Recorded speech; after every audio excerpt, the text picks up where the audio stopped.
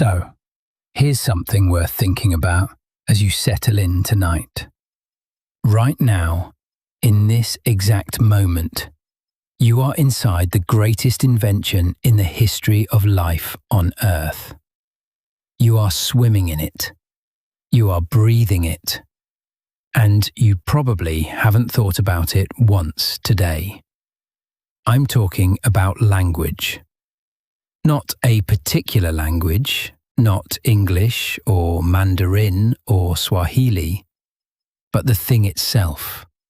The raw ability to take a thought, a private shimmer of electricity inside your skull, and somehow transfer it intact into someone else's mind, using nothing but shaped breath. That's what's happening right now between us. I am making sounds, or you are reading marks on a screen. And those sounds or marks are becoming ideas in your head.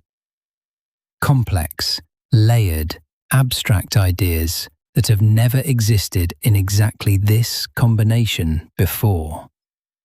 And you're not even trying. It just works. The way gravity just works. The way your heart just beats. But here's what makes this particular invention unlike anything else humanity has ever produced. Every other great technology has a story we can tell. We know that someone in Mesopotamia shaped the first wheel. We know that Gutenberg assembled the first printing press in a workshop in Mainz. We know that Tim Berners-Lee wrote the code for the first web page in a Swiss laboratory in 1990. There's a person, a place, a date. Language has none of that. No one invented language. No single genius stood up one morning and said the first word while everyone else watched in amazement. There is no patent, no blueprint, no founding document. The most powerful technology our species has ever wielded, the one that made every other technology possible, simply emerged. Slowly, over vast stretches of time, from the collective life of creatures who were just trying to survive. It was invented by everyone and no one. It has no birthday, no country of origin, and no instruction manual. And yet, every single thing you see around you, every building, every law, every song, every scientific equation, every bedtime story, exists because of this anonymous invention. Without it, there would be no civilization, no history, no accumulated knowledge, no you as you understand yourself, because even your inner thoughts, the voice inside your head, uses language. Take that away, and something essential about being human collapses. So tonight, I want to tell you the whole story. And I want you to understand that this story is not about something distant or academic. Every text you sent today used this invention. Every thought you had in words depended on it. Every time you understood a sentence you had never heard before, a sentence assembled on the fly from a handful of sounds, your brain performed an operation that no other brain on this planet can perform. You are so deep inside this invention that you cannot step outside it, even for a second. You think in it. You dream in it.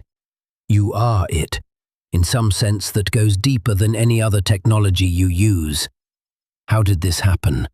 How did an ordinary African primate, not fundamentally different from a dozen other clever species, stumble onto something so powerful that it reshaped the planet? When did the first words appear?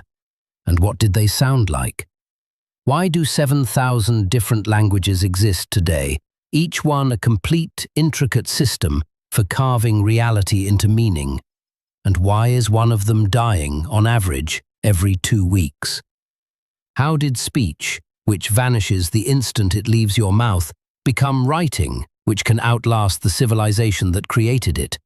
And what happens now, in an age when we've started outsourcing language itself to machines? And there is another question. maybe the strangest one of all. In 1866, the Linguistic Society of Paris did something unusual for a scholarly organization. They issued a ban. They declared that they would no longer accept papers on the origin of language. The speculation had gotten so wild, so circular, so unmoored from evidence that the most prestigious linguistic institution in the world simply threw up its hands and said, "We're not doing this anymore. Stop."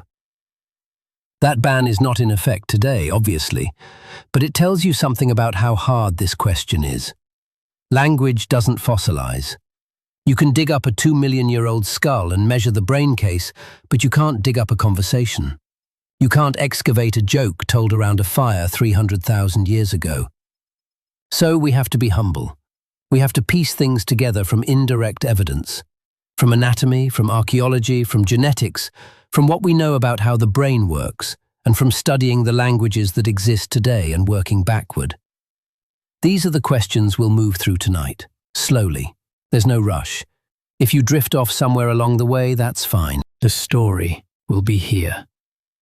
It stretches back millions of years, and it reaches all the way to the breath you're taking right now. But I want to start with something that might feel strange for a story about words. I want to start with silence, because the history of language is not only about the sounds we learn to make.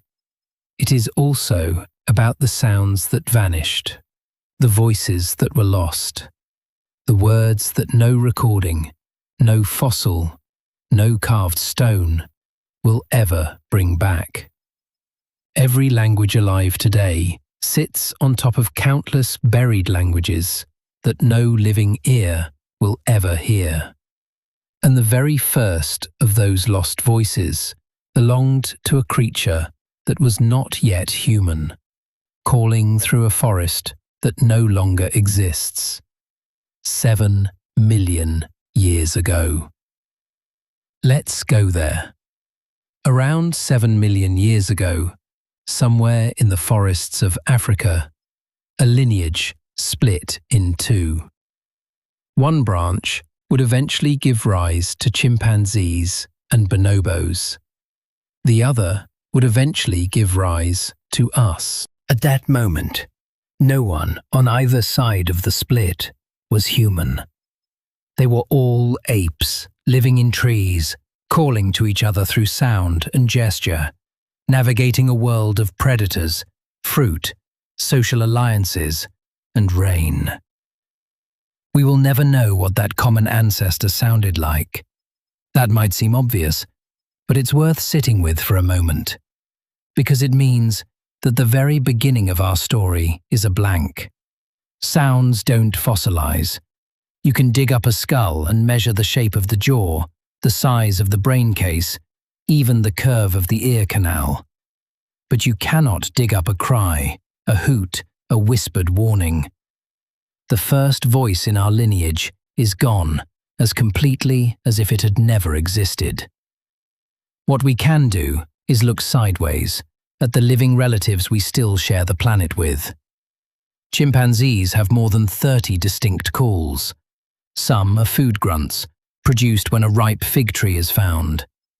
Some are panthoots, those long, rising, climactic calls that can carry for miles through dense forest. Some are screams of alarm or aggression. Bonobos add a different register, higher-pitched peeps and barks that can sound almost conversational, almost like chatter. Both species combine their sounds with an extraordinary range of gestures. They slap the ground to get attention. They extend their palms to beg for food or reconciliation. They hold postures that invite grooming. They can point, though not with the specificity of a human finger aimed at a distant object. And these signals carry meaning. A chimpanzee alarm call is not random noise. Researchers have shown that chimps modify their screams depending on the type of predator they've detected, and other chimps respond differently depending on the scream they hear. A call that means snake produces a different reaction than a call that means eagle. That's real information being transferred through sound. You could call it proto-semantic content, a phrase scientists use to describe signals that carry meaning about the external world, not just about the emotional state of the caller. So our common ancestor, 7 million years ago, almost certainly had a repertoire like this: varied calls, rich gestures, meanings tied to specific situations. A scream could save a life, a grunt could invite cooperation, a posture could signal trust or submission. The forest was not silent. It was full of social noise, layered and functional, and we should be careful not to underestimate how sophisticated this system could be. Vervet monkeys, which are not even apes and are much more distantly related to us, have distinct alarm calls for different kinds of predators. One call means eagle, and monkeys who hear it look up and run for the bushes. A different call means leopard, and they scramble up into the trees. A third call means snake, and they stand on their hind legs and scan the ground. The sounds carry specific information about the type of threat. That's not mere noise. That's meaningful communication, tuned to survival. And yet, even with all of this, none of it was language. The difference is fundamental, and understanding it is essential to everything that follows. Animal communication systems, even sophisticated ones, are tightly bound to the present moment. A food grunt happens when food is found. An alarm call happens when a predator is spotted. The signal is locked to the circumstance that triggers it. You cannot use a chimpanzee food grunt to reminisce about a particularly good mango from last week, or to speculate about whether there might be figs on the other side of the river tomorrow. The system has no displacement, no ability to refer to things that are absent, past, or imagined. And it has no combinatorial structure, no way to take a small set of basic elements and rearrange them into an infinite number of new combinations. A chimp can make 30 different calls. A human child, by the age of 5, can produce and understand tens of thousands of sentences that have never been spoken before in the history of the world. The difference is not one of degree, it's a difference in the kind of system operating. So where does that leave our ancestor? It leaves them in a world where communication was real, important and effective, but where something we would recognize as language had not yet appeared. The raw ingredients were there. The calls carried meaning. The gestures conveyed intention. The brains were social, attentive, capable of reading others. But the spark, the thing that would eventually transform these ingredients into an entirely new kind of system, was still millions of years away. And here is the haunting part, the detail that I keep coming back to. Whatever specific calls that ancestor made, whatever particular repertoire they had assembled through millions of years of evolutionary tinkering, it is gone. Chimpanzees inherited part of it. We inherited other parts. And some of it, perhaps the most interesting parts, the sounds unique to that now vanished lineage, may have disappeared entirely.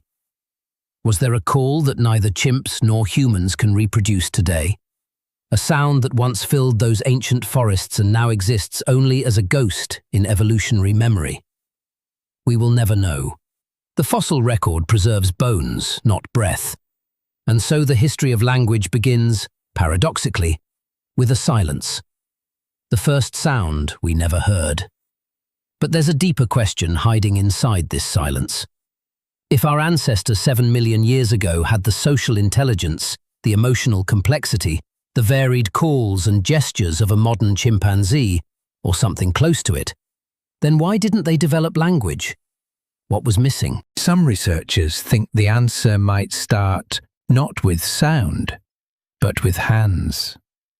Michael Corballis, a psychologist from New Zealand, spent decades arguing that the first proto-language was gestural, not vocal. His reasoning begins with a discovery made almost by accident in an Italian laboratory in the early 1990s.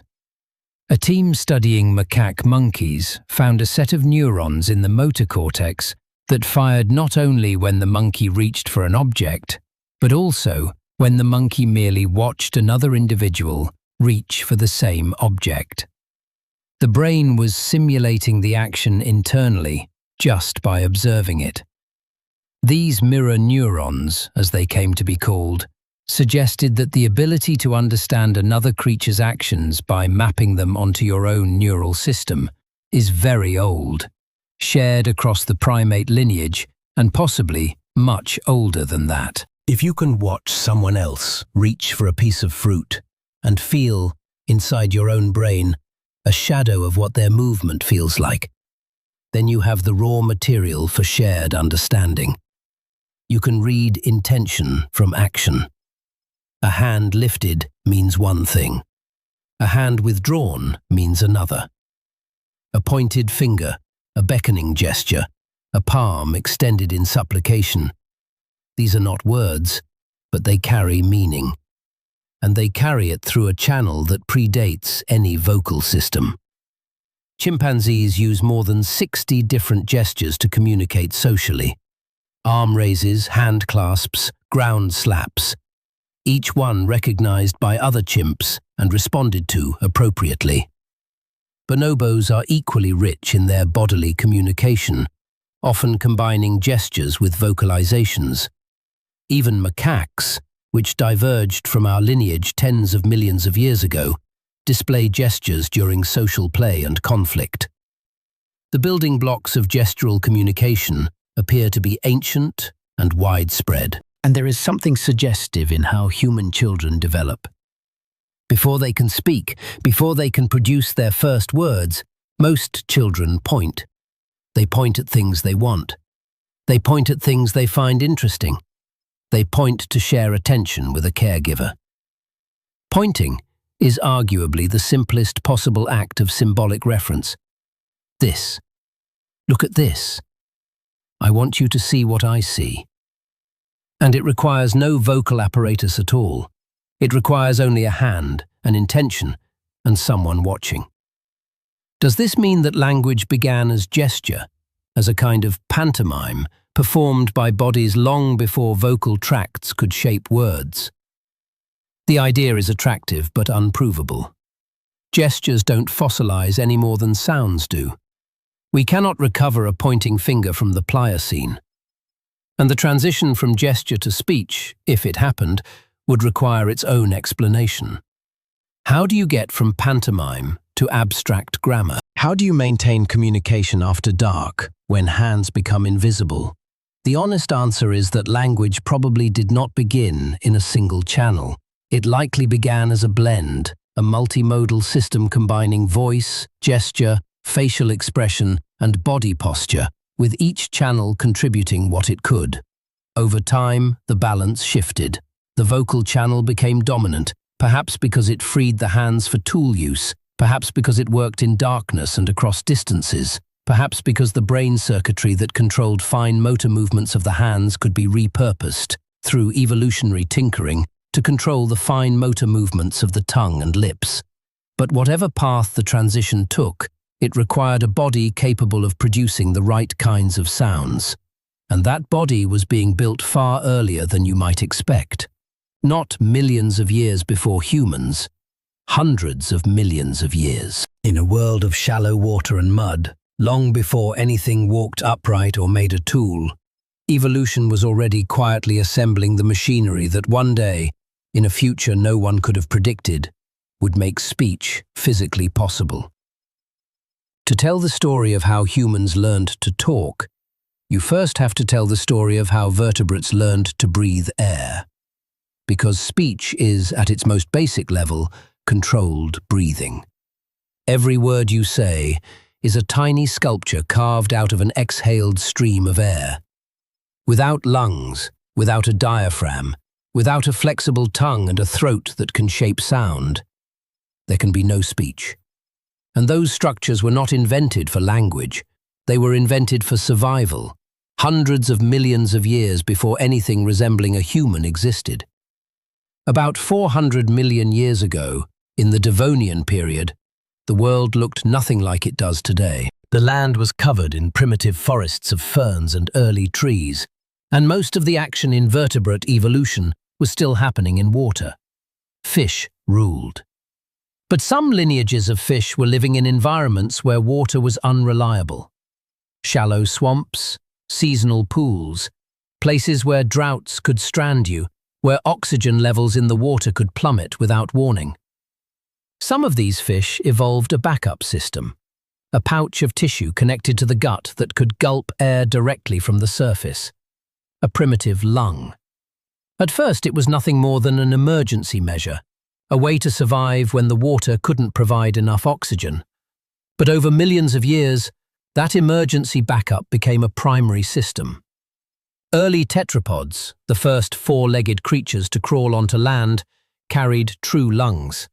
And with lungs came a new physical challenge. Breathing air means drawing it into a cavity and pushing it out again in a controlled rhythm.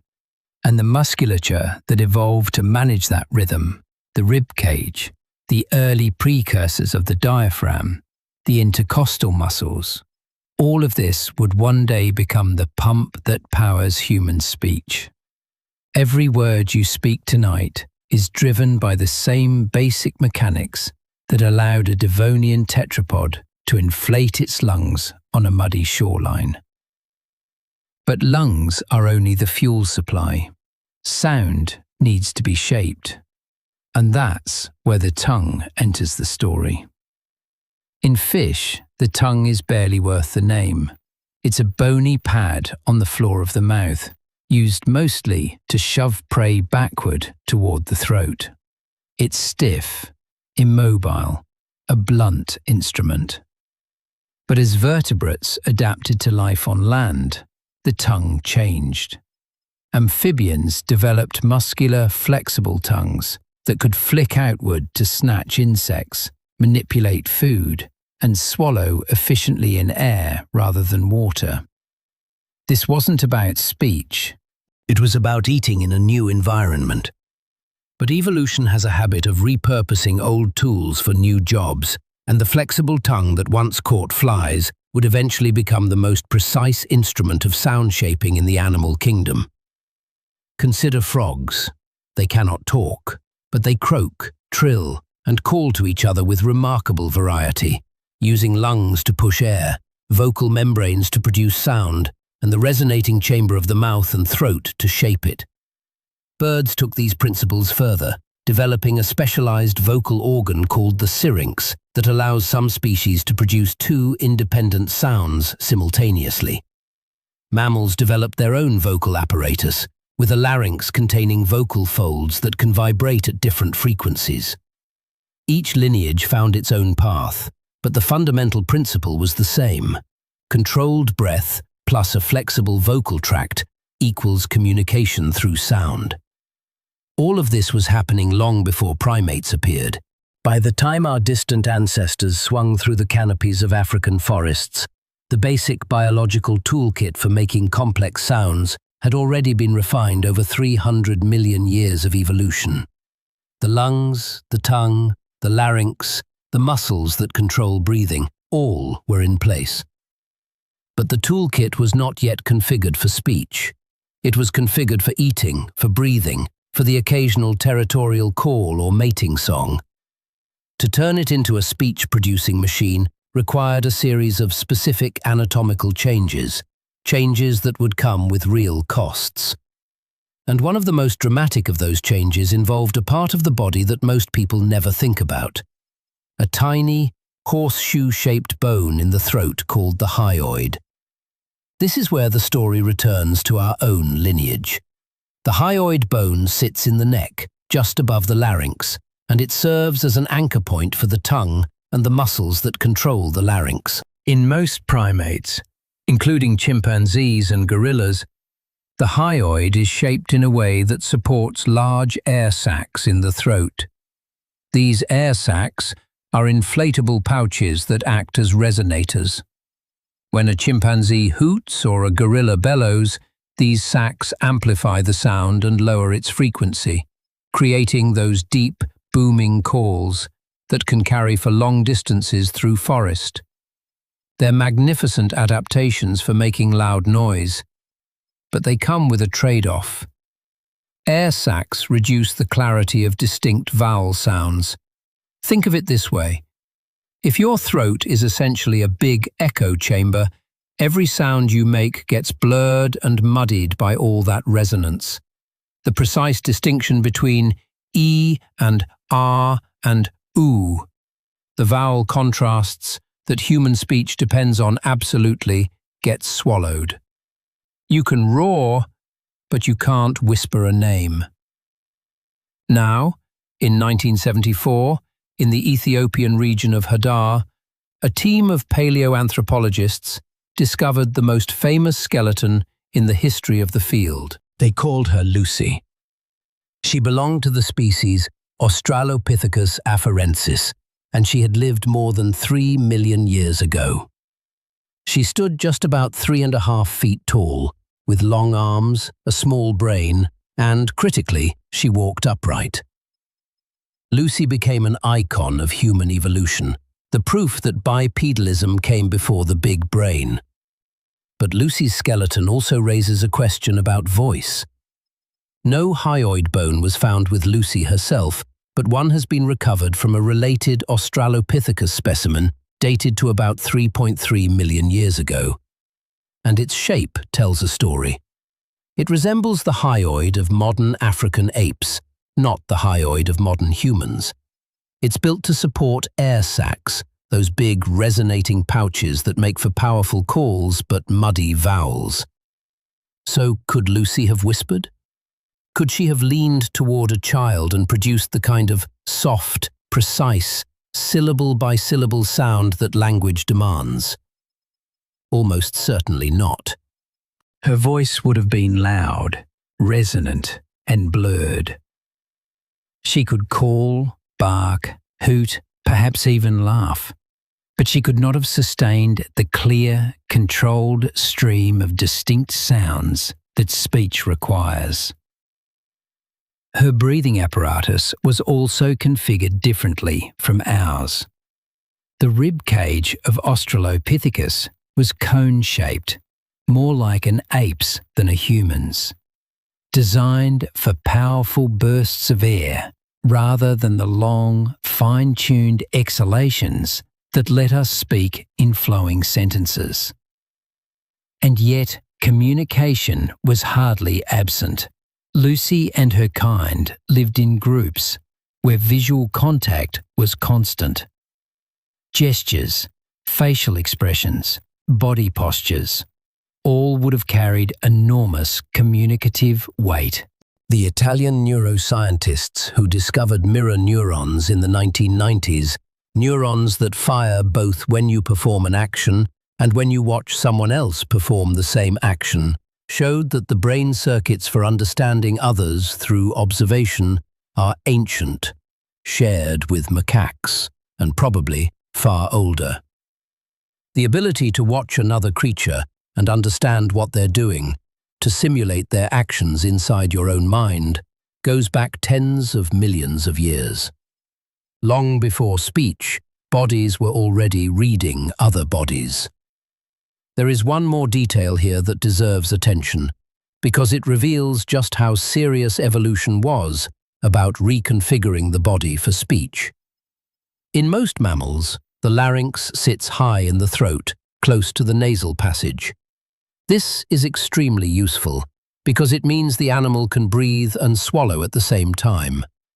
A horse, drinking water, can inhale through its nose without interruption. Very efficient, very safe. In adult humans, the larynx has descended.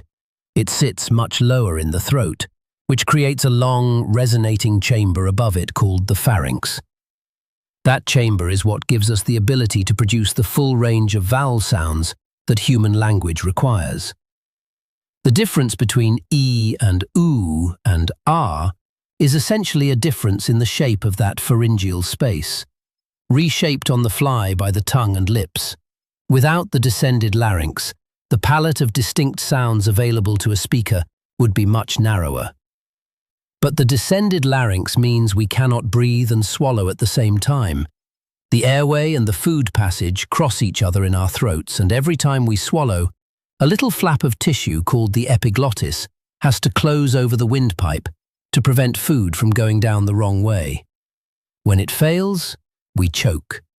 Humans are the only primates that routinely choke to death on what they're eating. Every year, thousands of people die from choking on food. That is the price we pay for the ability to speak. Think about what that means. Whatever advantage language conferred, it was so enormous that natural selection was willing to accept a real, lethal cost to get it. Evolution essentially traded safety for communication. The ability to produce complex speech sounds was worth dying for, literally. And on a population level, the benefits outweighed the deaths. That tells you something about how transformative language must have been from the very beginning. An advantage so large that it justified a design flaw that kills people. But 3 million years ago, the trade-off had not yet been made. Lucy's larynx was still high. Her pharynx was still short. Her vowels were still muddy. And beyond the throat, there was the matter of breathing control.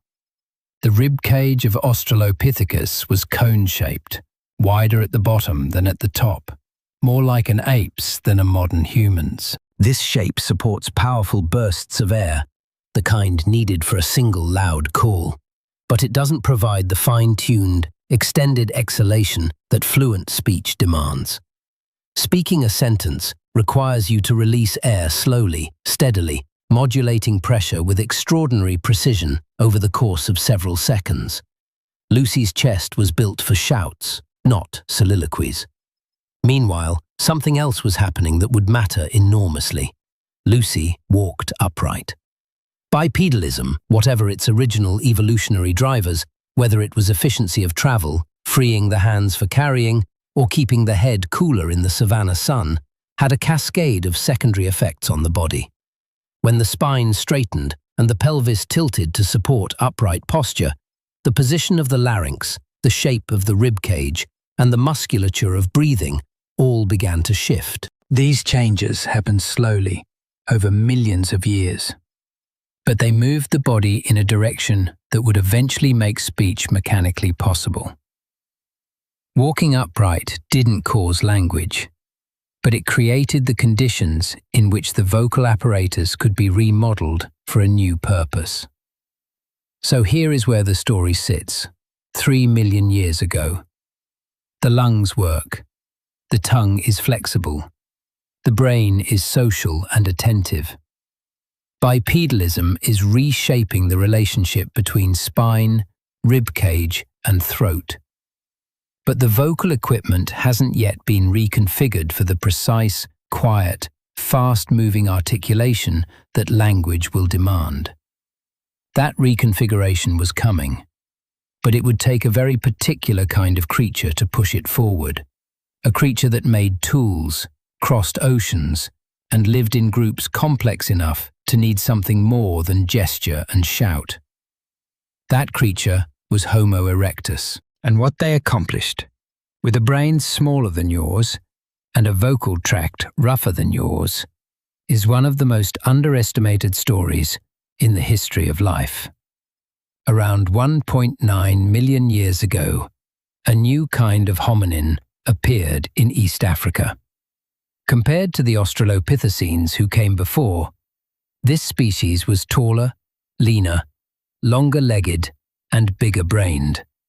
Their skulls still had thick brow ridges and a receding forehead, but their brains averaged about 950 cubic centimeters, roughly twice the size of a chimpanzee's. They stood between 5'8" and 5'11". They could run for hours in the heat, something no other primate can do, because they had evolved efficient cooling through sweat glands and the loss of most body hair. They were built for the open savanna, for long-distance travel, for persistence. We call them Homo erectus, and they may have been the first creatures on Earth to possess something we would recognize as language. That claim might surprise you. Most people, if they think about the origin of language at all, assume it appeared with our own species, Homo sapiens, sometime in the last 100 or 200,000 years. The linguist Noam Chomsky has suggested that a single genetic mutation, perhaps in one individual, may have given rise to the core computational ability that makes language possible. In this view, language is recent, sudden, and uniquely sapiens. But the linguist and anthropologist Daniel Everett has argued for a very different picture, and his argument is built not on theory, but on evidence. Everett, who spent decades living with the Pirahã people deep in the Brazilian Amazon, studying a language that defies many assumptions about how languages must work, came to believe that language is much older and much more gradual than Chomsky's model suggests. In his view, language is not a biological instinct that appeared through a mutation. Language is a technology, an invention, the greatest invention our lineage ever produced. And the key to understanding that distinction is the word invention. Everett uses it deliberately and literally. An invention, he argues, is not the product of a single genius. It is something that emerges from a culture. Nobody invents alone. Thomas Edison did not wake up one morning and create the light bulb out of thin air. He worked within a web of prior discoveries, available materials, cultural needs, and contemporary competitors. Inventions are born from the collective life of communities. And language, Everett argues, was born the same way. If that's true, then the question changes. Instead of asking, what mutation gave us language, we ask, what culture was complex enough to produce it? And when Everett looks at the evidence, he sees that culture in Homo erectus. Consider the tools. The earliest stone tools, called Oldowan tools after Olduvai Gorge in Tanzania, appeared about 2.5 million years ago, even before erectus proper. They look crude, just rocks with flakes chipped off to create a cutting edge. But don't underestimate them. Modern graduate students in archaeology require roughly 500 hours of training to learn to produce Oldowan tools reliably. They're not random chunks of stone. They require forethought, planning, and an understanding of how rock fractures. When Homo erectus arrived, they took tool-making to a new level. They created Acheulean hand axes, those beautiful, symmetrical, teardrop-shaped tools that represent a genuine cognitive leap. Making an Acheulean hand axe requires you to envision the final shape inside a rough block of stone and then remove material systematically to reach it. That's a form of abstract thought, and these tools persisted, with remarkable consistency of design, across Africa, Europe, and Asia for over 1 million years. The same basic shape, reproduced faithfully by generation after generation. That kind of cultural continuity implies teaching. It implies tradition. And teaching complex physical skills, correcting mistakes, guiding a learner's hand, is extraordinarily difficult through observation alone. Imagine trying to teach someone to nap a hand axe without being able to say a single word. You can demonstrate. You can show them the angle of the strike, the way you hold the hammerstone. But when they make a mistake, when they strike too hard or at the wrong angle, how do you correct them without speaking?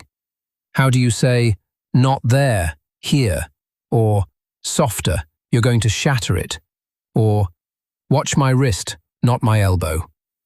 Mime can do some of this, but as the tasks grow more complex, the limitations of pure mime become severe. And the tools are not the most compelling evidence. What really captured Everett's attention was the discovery that Homo erectus crossed oceans. The island of Flores, in Indonesia, has been separated from the mainland by deep water for as long as modern geology can determine. The strait between Java and Flores, even at the lowest sea levels during ice ages, was roughly the width of the English Channel. And the currents in that region are among the strongest in the world, part of a massive flow called the Indonesian through flow that would sweep anything adrift out to open sea. You couldn't float to Flores on a log, you couldn't swim, you would need some kind of deliberate watercraft, and you would need to navigate with purpose. On Flores, archaeologists have found stone tools dating to at least 750,000 years ago, along with the bones of a mysterious tiny hominin species called Homo floresiensis, sometimes known as the Hobbit. The tools are associated with a population, not a lone castaway. Biological models suggest that at least 20 to 50 individuals would have needed to arrive at roughly the same time to establish a viable founding population. That means organized group travel. That means planning. That means building rafts or boats with Oldowan-era tools, provisioning them with water and food, coordinating the launch, and navigating across a dangerous strait. Try to imagine doing all of that without being able to talk. And Flores isn't the only example. On the island of Socotra, 150 miles off the coast of the Arabian Peninsula, Russian archaeological expeditions have found evidence of Homo erectus tools. On Crete, in the Mediterranean, similar evidence has emerged. These were not land bridges. These were real ocean crossings, repeated enough to leave archaeological traces, by a species that lived nearly 2 million years ago. Everett also points to the structure of erectus settlements. At a site called Gesher Benot Yaakov in modern-day Israel, archaeologists have found an erectus campsite dated to about 780,000 years ago. The site shows spatial organization. One area for processing plants, another for processing meat, another that appears to be a general living space. They had controlled use of fire. They had a layout, a plan, a division of activity that implies coordinated social behavior far beyond anything observed in other primates.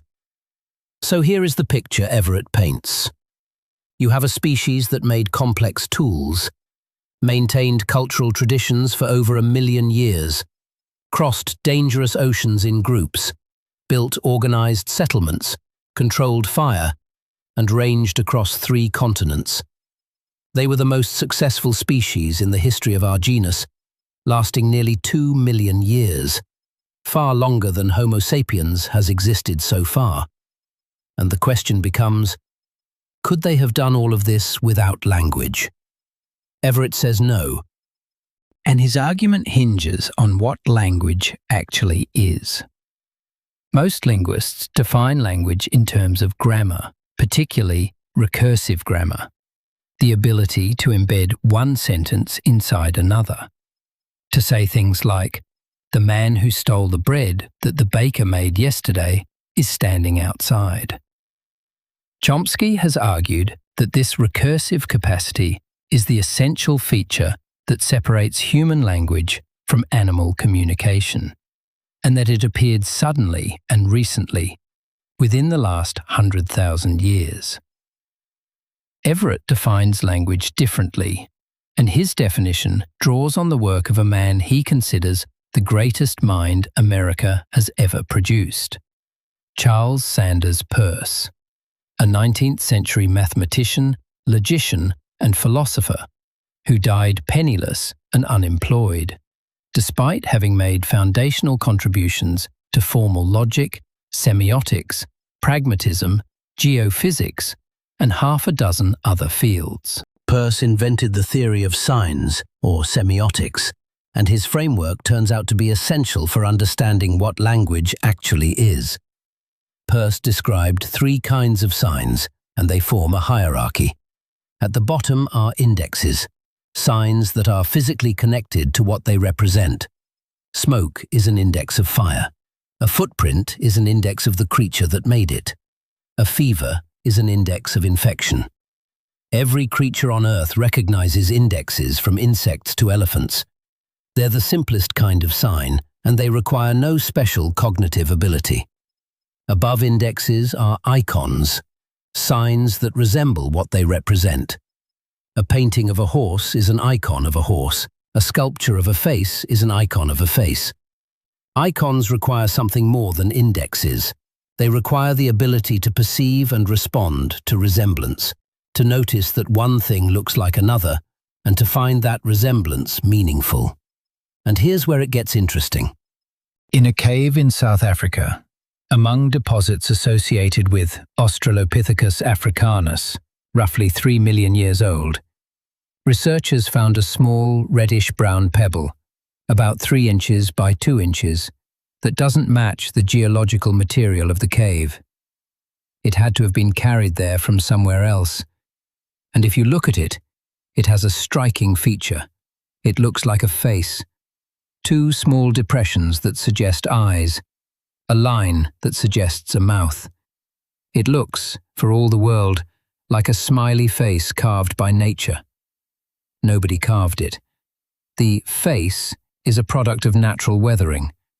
But someone, 3 million years ago, picked up that pebble, recognized the resemblance to a face, found it interesting enough to carry back to the cave, and kept it.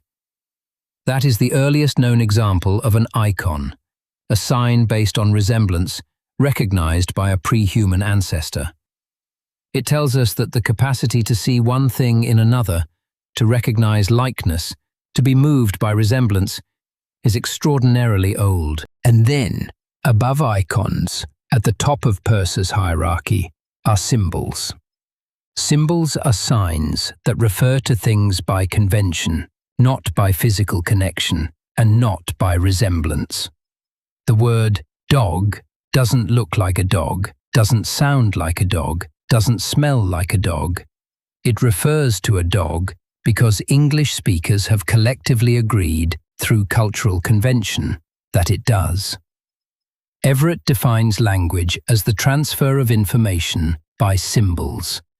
A symbol is a sign that refers to something by convention, not by physical resemblance or physical connection. The word water doesn't look like water or sound like water. It refers to water because English speakers have agreed, by cultural convention, that it does. In Spanish, the same liquid is agua. In Piraha, it's something else entirely.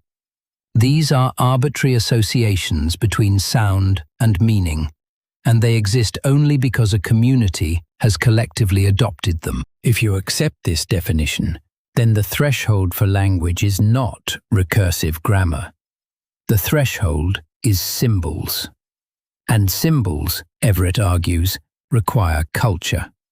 They can only arise in communities that have shared values, shared knowledge, and the social structures to maintain conventional agreements. Once a community starts using symbols, even simple ones, even just a handful of conventional sound-meaning pairings, they have language. Maybe a rudimentary language, maybe a language with a grammar no more complex than a simple linear sequence of words, but language nonetheless.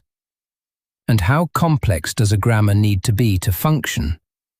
Everett points out that you can express a great deal with very simple structures. Think of the movie title, Eat, Drink, Man, Woman. 4 words in a row, no recursion, no hierarchy, no subordinate clauses. And everyone who sees that title grasps the meaning. Think of the sign, you drink, you drive, you go to jail. Simple, linear order. No recursion. Perfectly clear. Now, does grammar become more complex over time as information needs grow? Absolutely. But the starting point can be simple. A language with a small set of symbols and a basic word order is still a language, just as a Model T is still a car even though it's not a Ferrari. Here is one more detail that clinches the argument for many who hear it. Everett points out that you don't need many sounds to have a language. Think about a computer. How many sounds does a computer have? 2. 0 and 1. Binary. And with those two units, a computer can encode anything. Any text, any image, any piece of music, any human thought that can be written down can be expressed in zeros and ones. Now, a two-sound language would be impractical for human memory because words would get very long and very confusing. But the principle holds. The minimum number of sounds you need is surprisingly small. The Piraha language, which Everett knows better than anyone alive, has only 8 consonants for men, 7 for women, and 3 vowels. Add 2 tones, and you have about 12 to 14 distinct sound units. That's enough for a fully functional language capable of expressing anything its speakers need. Homo erectus had a vocal apparatus more primitive than ours, closer to that of a gorilla. Their sounds would have been mushier, less crisp, but they could certainly produce more than 2 distinct sounds. And if a few dozen muffled syllables strung together in simple sequences by cultural convention were enough to say, "Cut here," "Danger, that direction," "Come, we go to water," "You carry, I watch," then a community capable of ocean crossings and million-year tool traditions had what it needed. There is one more piece of evidence that Everett finds compelling, and it has to do with something most people wouldn't associate with language at all: art. In 2014, researchers in Java published the study of a 750,000-year-old freshwater mussel shell that bore a series of deliberate engravings. Zigzag lines cut into the surface with a pointed tool, probably a shark's tooth, held firmly and drawn with intention. The marks were not functional. They didn't make the shell easier to use as a tool or a container. They were decorative or symbolic or expressive, words that all point in the same direction. A mind that was doing something beyond the purely practical. And in Israel, at the site of Berachat Ram, a small volcanic figurine was found in deposits dated to roughly 250,000 years ago. The figurine appears to depict a female body, with grooves carved to suggest a neck and arms. It was described in one museum as the oldest art known to exist. Some researchers dispute whether the modifications are truly intentional, but careful analysis has found evidence of deliberate carving and possibly the application of red dye. If this is art, it was made by Homo erectus, or a very closely related species, long before Homo sapiens appeared. Everett is quick to point out that art is not proof of language. You can carve a figure without being able to describe what you're doing. But art does demonstrate the capacity for symbolic thought, the ability to let one thing stand for another, which is the same capacity that underlies language. And when you combine that capacity with evidence of complex tool manufacture, ocean travel, organized settlements, controlled fire, and cultural traditions lasting over 1 million years, the cumulative picture becomes very difficult to explain without language. The most honest assessment may be that Homo erectus had language the way the earliest automobiles were cars. Rough, slow, limited, prone to breaking down, but fundamentally the same kind of thing we have today. A system for transferring meaning through symbols, a technology that no single individual invented, that emerged from the collective social life of a species, and that, once it existed, made its inventors more powerful than any creature the world had ever seen. And yet, every word they ever spoke, every symbol they ever agreed on, every sentence they ever assembled from their rough, muffled syllables, is gone. Completely. We have their tools. We have their bones. We have the charcoal from their fires and the stone chips from their workshops. But of their language, we have nothing. The invention that made all their other achievements possible left no direct trace. It was written on air, and the air forgot. That silence is worth honoring. Because whatever they said, whatever agreements they reached around their fires, whatever instructions they called across their campsites, whatever warnings they shouted on the water as they paddled toward Flores, those were the first words. Our words descend from theirs, through a chain of speakers stretching back more than 1 million years, and the first links in that chain are invisible. But the chain continued. Erectus gave rise to new species, species with bigger brains, more refined vocal tracts, and more complex cultures. And deep in a cave in northern Spain, buried for 500,000 years, a set of bones waited to tell us what happened next. In the hills of the Sierra de Atapuerca in northern Spain, there was a narrow underground shaft called Cima de los Huesos, the pit of bones. And inside that shaft, more than 24 skeletons were found, jumbled together in the darkness where they had lain for roughly 450,000 years. The remains belong to Homo heidelbergensis, a species often described as occupying the evolutionary space between Homo erectus and the later Neanderthals and sapiens.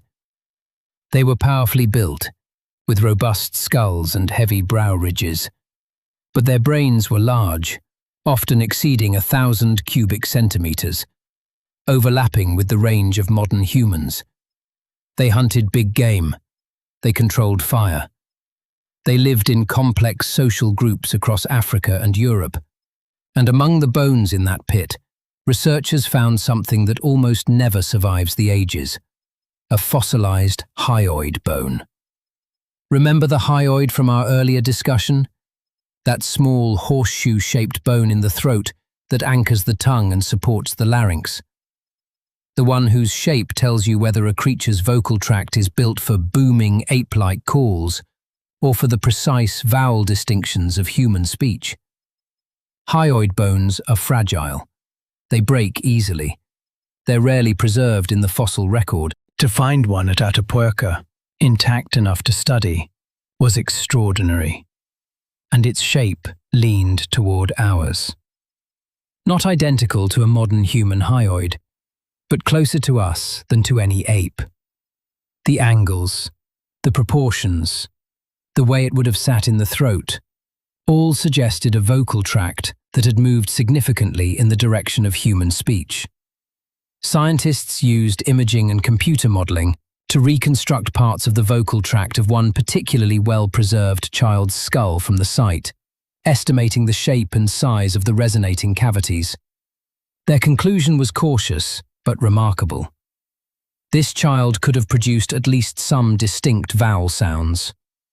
Not the full fluidity of modern speech, perhaps, but more than grunts, more than booms. The clarity of sound was growing. Meanwhile, further north, another population was evolving their own version of the story. The Neanderthals, who separated from our lineage somewhere around 400,000 to 600,000 years ago, developed their own vocal anatomy. A Neanderthal hyoid bone, found at a site called Kebara in Israel, dated to about 60,000 years ago, is strikingly similar to the human version. Computer modeling suggests they used it in ways comparable to us, and in 2001, researchers at Oxford University made a discovery that added another piece to the puzzle. They were studying a family in London known as the KE family, where roughly half the members across 3 generations suffered from severe speech and language difficulties. The affected family members had trouble with the fine motor control of the mouth and face needed for speech, and they also struggled with grammar and language processing. The researchers traced the problem to a mutation in a single gene on chromosome 7. They named it FOXP2. Now, FOXP2 is emphatically not the language gene. That label, which the media immediately slapped on it, is a massive oversimplification. FOXP2 is involved in many things, including lung development and the coordination of fine motor movements. But it clearly plays a role in the neural circuitry that makes fluent speech possible. And when researchers compared the human version of FOXP2 to the version found in chimpanzees, they found that our version differs by just 2 amino acids. 2 tiny changes out of a protein hundreds of amino acids long. And when they estimated when those changes occurred, based on the rate of genetic mutation, they got a date of roughly 200,000 years ago, right around the time anatomically modern Homo sapiens appeared in Africa. Neanderthals, it turned out, shared the human version of FOXP2. They had the same 2 amino acid changes we do, which suggests that those changes occurred in the common ancestor of Neanderthals and sapiens, perhaps Homo heidelbergensis, perhaps earlier. The vocal equipment was being upgraded across multiple lineages simultaneously. So what did the Neanderthals sound like? We will never know. But the anatomical evidence, the hyoid bone, the FOXP2 gene, the brain size that actually exceeded ours on average, all of it points toward a species that was capable of some form of spoken communication, far more sophisticated than the rough syllables of Homo erectus. Some researchers believe Neanderthals had full language. Others think they had a rich proto-language, something with symbols and simple structure, but perhaps without the full recursive grammar of modern human speech. The debate continues, and it may never be fully resolved, because Neanderthals left no recordings, no written texts, no Rosetta Stone. Their voices are as silent as the Atapuerca cave, and that silence deepens when you remember that Neanderthals were not a failed species. They survived for at least 300,000 years across Europe and Western Asia, enduring ice ages, hunting mammoths and woolly rhinos, caring for their sick and injured, burying their dead with apparent ceremony.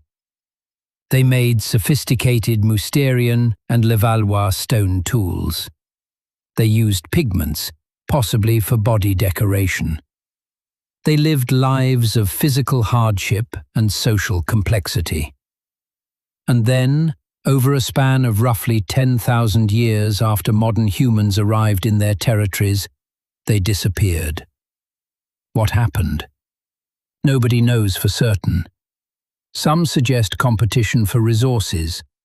Some suggest that Homo sapiens carried diseases to which Neanderthals had no immunity. Some, like Everett, raise the grim possibility of deliberate violence, noting that our species has always had a talent for genocide. And some note that Neanderthals didn't entirely vanish. DNA studies have shown that most people of European and Asian descent carry between 1 and 4% Neanderthal DNA, the result of interbreeding during the thousands of years the two species coexisted. In a genetic sense, the Neanderthals live on inside us, but their language, whatever form it took, is gone completely. The words they used to coordinate their hunts, the names they may have given each other, the sounds they made to comfort a sick companion or soothe a frightened child, all of it evaporated the moment it left their mouths. And unlike the Neanderthal DNA that persists in our genomes, there is no fragment of Neanderthal language embedded in any living tongue. Languages don't interbreed the way genes do. When the last Neanderthal speaker fell silent, their entire linguistic world vanished. Think about what that means. For 300,000 years, across thousands of miles, a parallel human species communicated, perhaps in rich and complex ways. And of all that communication, we have nothing. Absolute zero. This is the recurring heartbreak of the story of language. The invention that makes everything else possible is also the most fragile. Tools survive. Bones survive.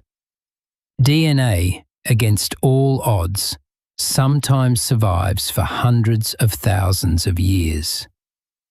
But words, The most important things humans make are written on air, and the air does not remember. Let that sit for a moment, and then let's move forward. Because around the time the Neanderthals were fading from the scene, our own species was doing something unprecedented. The archaeological record, which had been changing slowly for millions of years, suddenly began to accelerate. Tools diversified, art appeared, ornamental beads and ochre pigments showed up across Africa. Burial practices emerged, suggesting abstract thought about death. Trade networks stretched across hundreds of miles. And the pace of all this change was completely unlike anything that had come before. Something had shifted. Something in the brain, or in the culture, or in the language itself, had reached a tipping point, and the consequences would transform the planet. The question is, what? What changed? Was it a genetic mutation that gave Homo sapiens a new cognitive ability? Was it the slow accumulation of cultural complexity reaching a threshold? Was it language itself, finally achieving the recursive, open-ended, infinitely generative form that we recognize today? We may never know, but what we do know is that from roughly 100,000 years ago onward, the evidence for symbolic thought, for abstract representation, for the kind of mind that can let one thing stand for another, which is the absolute foundation of language, explodes into visibility. And with it, the world begins to change faster than it ever had before. For hundreds of thousands of years, the archaeological record shows tool traditions that changed at a pace almost too slow to perceive. The Oldowan toolkit persisted for nearly 1 million years, with minimal variation. The Acheulean hand axe, a genuine leap in sophistication, lasted for another 1 million years with relatively modest changes. 1 million years of essentially the same tool design. Try to comprehend that. 1 million years. And then, starting roughly 300,000 years ago and accelerating dramatically after about 100,000 years ago, everything changed. Tools diversified rapidly. Specialized scrapers, blades, and points appeared, designed for specific tasks. Composite tools emerged, stone points hafted onto wooden shafts to create spears with greater range and penetrating power. Tools made from bone and antler appeared. Regional variation exploded, meaning different groups in different places were developing their own distinctive styles and techniques. The pace of innovation was completely different from anything that had come before. At Blombos Cave in South Africa, archaeologists found pieces of ochre carved with geometric patterns dated to about 77,000 years ago. At the same site, perforated shell beads were discovered, apparently strung into necklaces or bracelets. These are not tools in any practical sense. You cannot cut meat with a necklace. You cannot crack a nut with a pattern scratched onto a rock. These objects are symbolic. They carry meaning that goes beyond their physical function. A bead worn around the neck says something about the wearer, about their identity, their group membership, their status. An abstract pattern scratched onto ochre suggests a mind that can create and recognize arbitrary marks, marks that mean something because a community has agreed that they mean something. This is the same cognitive capacity that underlies language. A word is, at its core, an arbitrary mark, an arbitrary sound, that means something because a community has agreed on the meaning. The ability to let one thing stand for another. A bead for identity, a scratch for a pattern, a sound for a meaning, is the foundation of all symbolic behavior.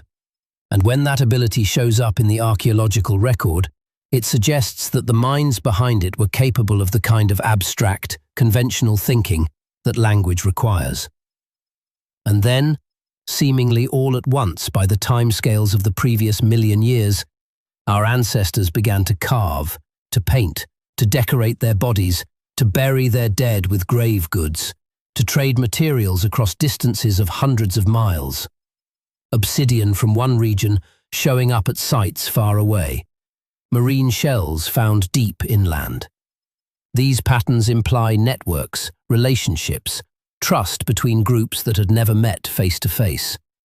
They imply the ability to negotiate, to promise, to make deals.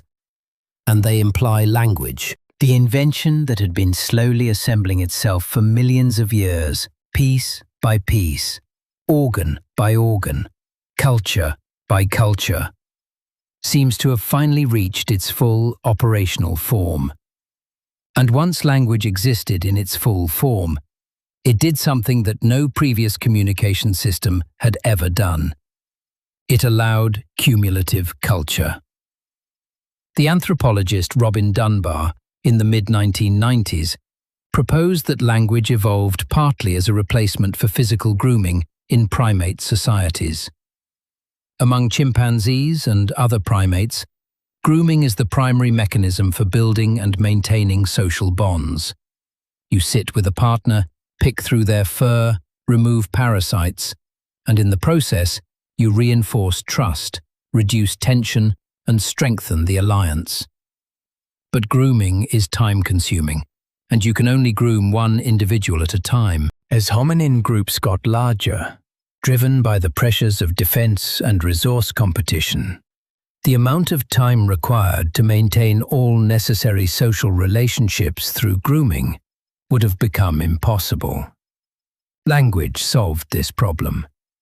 You can talk to several people at once. You can bond over shared stories, shared complaints, shared laughter. And, crucially, you can exchange social information. Who's trustworthy? Who's been cheating? Who's a reliable partner? Who's dangerous? That's gossip. And Dunbar argued that gossip is not a trivial byproduct of language, but one of the driving forces behind its evolution. Language is, in this view, social glue, a technology for managing the complex web of relationships that holds a large group together. Whether or not Dunbar's gossip hypothesis is the whole story, it highlights something essential. Language is not primarily a tool for transmitting practical information about the physical world. It is a tool for managing relationships, for building the social structures that allow large groups of humans to cooperate in ways that no other species can match. The practical benefits, the ability to coordinate hunts or describe tool-making techniques, were real and important. But the social benefits, the ability to bond, to negotiate, to persuade, to comfort, to gossip, may have been even more important in driving language forward. And there was one more benefit, perhaps the most transformative of all, the ability to transmit knowledge across generations. A clever technique discovered by one individual didn't die with them. It could be described, explained, taught with words rather than just demonstrated with actions. A grandmother who figured out that a certain plant eased pain could pass that knowledge to her grandchildren, who could pass it to theirs, who could combine it with their own discoveries. Each generation could add a layer. That is cumulative culture. And it is, as far as we can tell, almost entirely unique to humans among all species. Other animals have culture in a loose sense, learned behaviors that vary from group to group. But they don't build on those behaviors across generations. They don't ratchet upward. We do. And the ratchet is language. Without language, every generation starts almost from scratch. With language, every generation starts from where the last one left off. The difference, over thousands of generations, is the difference between stone tools that stay the same for 1,000,000 years and a species that goes from fire to spaceflight in the blink of evolutionary time. Language, the invention with no inventor, had arrived. And the first thing it did was make itself invisible. Because language, unlike every other technology, leaves no direct trace. It is the one great invention you can never hold in your hand. But it could be captured, eventually, by another invention, almost as remarkable. An invention that would take something as fleeting as a breath of shaped air and turn it into something as permanent as stone. For at least 95,000 of the roughly 100,000 years that modern humans have existed, language was entirely oral. Every word ever spoken evaporated the instant it was produced. Knowledge survived only in the memories of living people, passed from mouth to ear across generations. Fragile, mutable, and mortal. When a person died, everything they knew that had not been shared with someone else died with them. When a community was wiped out by famine or war or disease, their accumulated knowledge, their stories, their specialized vocabulary, their way of describing the world was annihilated. Then, about 5,000 years ago, in the floodplains of southern Mesopotamia, in the region between the Tigris and Euphrates rivers that we now call Iraq, someone had an idea that would change the relationship between language and time forever. They pressed a pointed reed into a lump of wet clay and made a mark. And that mark meant something. The invention of writing is one of those events that looks simple from a distance and becomes staggeringly complex the closer you get. It didn't happen all at once. It wasn't the work of a single genius. And it didn't start with literature or philosophy or law. It started with accounting. The earliest precursors of writing were small clay tokens, geometric shapes, little cones, spheres, discs, and cylinders used to represent quantities of goods. A cone might stand for a small measure of grain. A sphere might stand for a unit of oil. These tokens have been found at archaeological sites across the Middle East, dating back to about 8,000 BCE, thousands of years before anything we'd call writing. When a transaction needed to be recorded, the relevant tokens were placed inside a hollow clay ball called a bulla, and the outside of the bulla was marked with impressions indicating what was inside. At some point, someone realized that if you're going to impress the shapes of the tokens on the outside of the ball, you don't actually need the tokens inside anymore. The impressions themselves carry the information, and with that realization, the physical token became redundant. The mark replaced the object. The sign replaced the thing. And that is the conceptual leap at the heart of writing. A mark on a surface can stand for something in the world.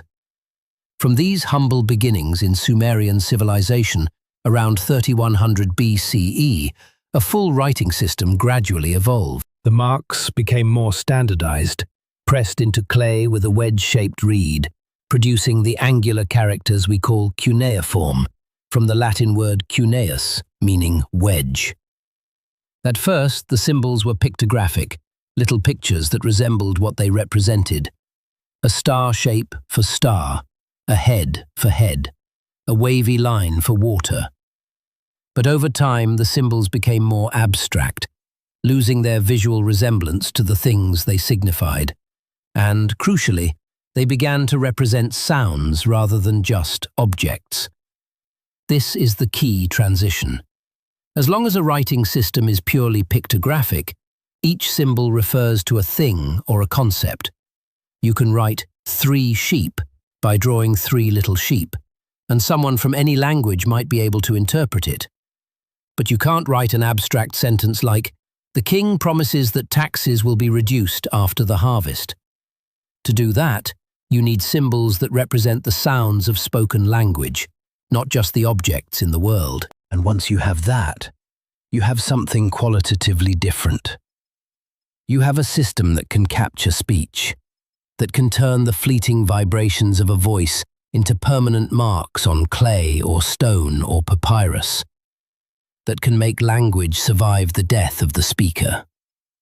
The Sumerians developed this capability gradually, over centuries, blending ideographic signs, where one symbol stands for one word or concept, with phonetic signs, where a symbol represents a syllable or sound.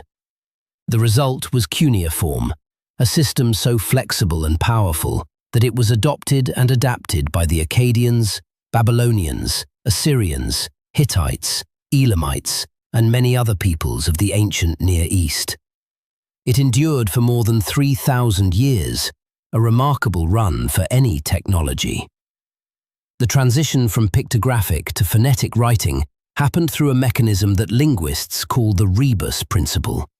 And it's worth understanding because it's the hinge on which the entire history of literacy turns. A rebus is when you use a picture of one thing to represent a word that sounds like it. Imagine you need to write the English word belief. You can't draw a picture of belief because belief is an abstract concept. But you could draw a picture of a bee and a picture of a leaf. Bee leaf, belief. The pictures now represent sounds, not objects. The Sumerians did something very similar. Their word for arrow was T. Their word for life was also T. You can draw an arrow, you can't draw life. So the picture of an arrow came to represent the sound T, regardless of its meaning, and could be used to write the word life. Once that principle was established, the writing system could represent any word in the language, not just the ones that could be drawn as pictures. The symbol was detached from its original meaning and attached to a sound. And a system of sound representation can capture any human utterance, no matter how abstract. This was a revolution in the history of thought, and it happened gradually, over centuries, inside the bureaucracies of Sumerian city-states, driven not by philosophers or poets, but by accountants who needed to record transactions that couldn't be drawn. The first great breakthrough in writing was not artistic expression, it was bookkeeping. Meanwhile, independently, other writing systems were emerging. Egyptian hieroglyphs appeared around the same time as Sumerian cuneiform, possibly even slightly earlier, though the question of priority is still debated. The Chinese writing system developed independently in the Shang dynasty around 1200 BCE. In Mesoamerica, the Zapotec, and later the Maya, developed their own scripts without any contact with the Old World. Writing, it seems, was an invention that multiple cultures arrived at independently whenever their administrative complexity reached a certain threshold. But each of these early systems had a limitation. They were complex. Cuneiform had hundreds of signs. Egyptian hieroglyphs had over 700. Chinese characters number in the tens of thousands. Learning to read and write in these systems required years of specialized training. Literacy was the province of professional scribes, priests, and administrators. The vast majority of people, even in literate civilizations, remained illiterate throughout their lives. Writing existed, but it was locked behind walls of expertise. And then, sometime around the middle of the second millennium BCE, a radical simplification occurred. Along the eastern coast of the Mediterranean, in the region we now call Lebanon, the Phoenicians, or perhaps the populations just before them, known as the Proto-Sinaitic script users, developed a new kind of writing system. Instead of hundreds of signs, each representing a word or a syllable, they used a small set of signs, each representing a single consonant sound. About 22 of them. That's the entire system. 22 letters. Think about what that means. Instead of memorizing hundreds or thousands of symbols, a student needed to learn only 22. The barrier to literacy dropped dramatically. You didn't need to be a professional scribe trained since childhood. An ordinary merchant, a sailor, a farmer with enough motivation could learn to read and write in weeks or months rather than years. Writing, which had been the closely guarded technology of elites, was suddenly within reach of a much larger portion of the population. The Phoenicians, who were among the greatest traders and sailors of the ancient world, carried their alphabet across the Mediterranean. The Greeks adopted it, adding symbols for vowel sounds, which the Phoenician system had left for the reader to infer.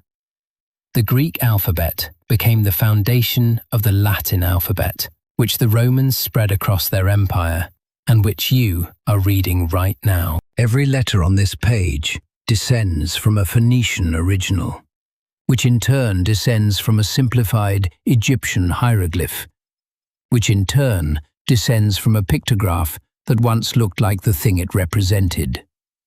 The letter A, for instance. Flip it upside down, and you can still see the head of an ox with two horns at the top. That's Aleph, the Phoenician word for ox, and the first letter of their alphabet. It was originally a tiny picture of an ox head drawn from the front. The Greeks inherited it, turned it on its side, and eventually flipped it to the orientation we use today. 4,000 years of slow rotation, and the ox head became the letter A. The letter B started as Beth, Phoenician for house, and was originally a simplified drawing of a floor plan, a small square with an opening on one side. M started as Mem, water, and was a wavy line representing waves. N started as Nun, a snake, drawn as a sinuous curve. D started as Dalet, a door. Every letter carries the ghost of a picture, and every picture carries the ghost of a Phoenician or Proto-Sinaitic word. The social consequences of the alphabet were enormous and took centuries to unfold. In societies with complex writing systems, like cuneiform or hieroglyphics, literacy was the province of a specialized class. Scribes trained for years, and their skills gave them power, status, and employment. They were essential intermediaries between the state and the people, between the gods and the worshippers. The very complexity of the writing system reinforced social hierarchies, because only the elite could afford the years of training required to master it. The alphabet disrupted that. By reducing the number of characters to a few dozen, it made literacy accessible to a vastly larger portion of the population. Merchants could keep their own records. Citizens could read public inscriptions. Eventually, ordinary people could engage with written texts, including religious texts, legal codes, and philosophical arguments, without needing a priestly intermediary. The long-term trajectory from the Phoenician alphabet to the Protestant Reformation, where Luther insisted that ordinary people should read the Bible in their own language, is not a straight line, but the alphabet made that trajectory conceivable. Every letter carries this kind of history. Every character on your screen is a fossil, a preserved trace of a symbol that was once a picture, that was once a mark in clay, that was once a token in a merchant's pouch. The line from the Sumerian accountant pressing her reed into wet clay to the phone in your hand, glowing with text, is unbroken. Different technologies, different surfaces, different scripts, but the same underlying principle. A mark can stand for a sound, and sounds can carry meaning across time. But writing, for all its power, introduced something new and strange into the life of language. Something that would have enormous consequences. Before writing, language changed freely. Every generation of speakers subtly shifted their vowels, simplified their consonants, borrowed words from neighbors, and dropped old words that were no longer needed. Language was a living, flowing, constantly mutating thing, and no one worried about whether they were speaking correctly, because there was no fixed standard to compare against. There were no dictionaries, there were no grammar books, there was only the way people actually talked. Writing changed that. Once a language is written down, a tension emerges between the living, shifting speech of real people and the frozen, stable text on the page. The text doesn't change. The clay tablet from 2300 BCE says what it says. But the mouths of speakers keep moving, keep shifting, keep evolving. And over time, a gap opens between the written form and the spoken form. And someone has to decide which one is correct. That tension would deepen dramatically with every new technology of writing, from clay to papyrus to parchment to paper to the printing press. Each technology made text more permanent, more widespread, and more authoritative. And each one increased the pressure on living speech to conform to the written standard, even as living speech kept stubbornly changing beneath it. Because words never stop changing. They can't. The engine of change is built into the very nature of how language passes from one generation to the next. And understanding that engine, understanding why languages transform over time, is the key to understanding how a single ancient tongue could splinter into dozens of descendants spread across continents. And how, working backward, we can reconstruct languages that no one has spoken for thousands of years. Here is a fact that seems trivial, but turns out to be one of the most important things about language. Children don't learn to speak perfectly. No child reproduces the exact speech of their parents with 100% fidelity. There are always tiny differences, tiny shifts, slight changes in how a vowel is formed, or which consonant is used, or how a grammatical rule is applied. These differences are usually so small that no one notices them within a single generation. But over centuries they accumulate, and over millennia they transform a language beyond recognition. Think about English. If you could travel back in time to the year 900 and listen to someone speaking Old English, you would understand almost nothing. The sounds, the vocabulary, the grammar, all would be foreign to you.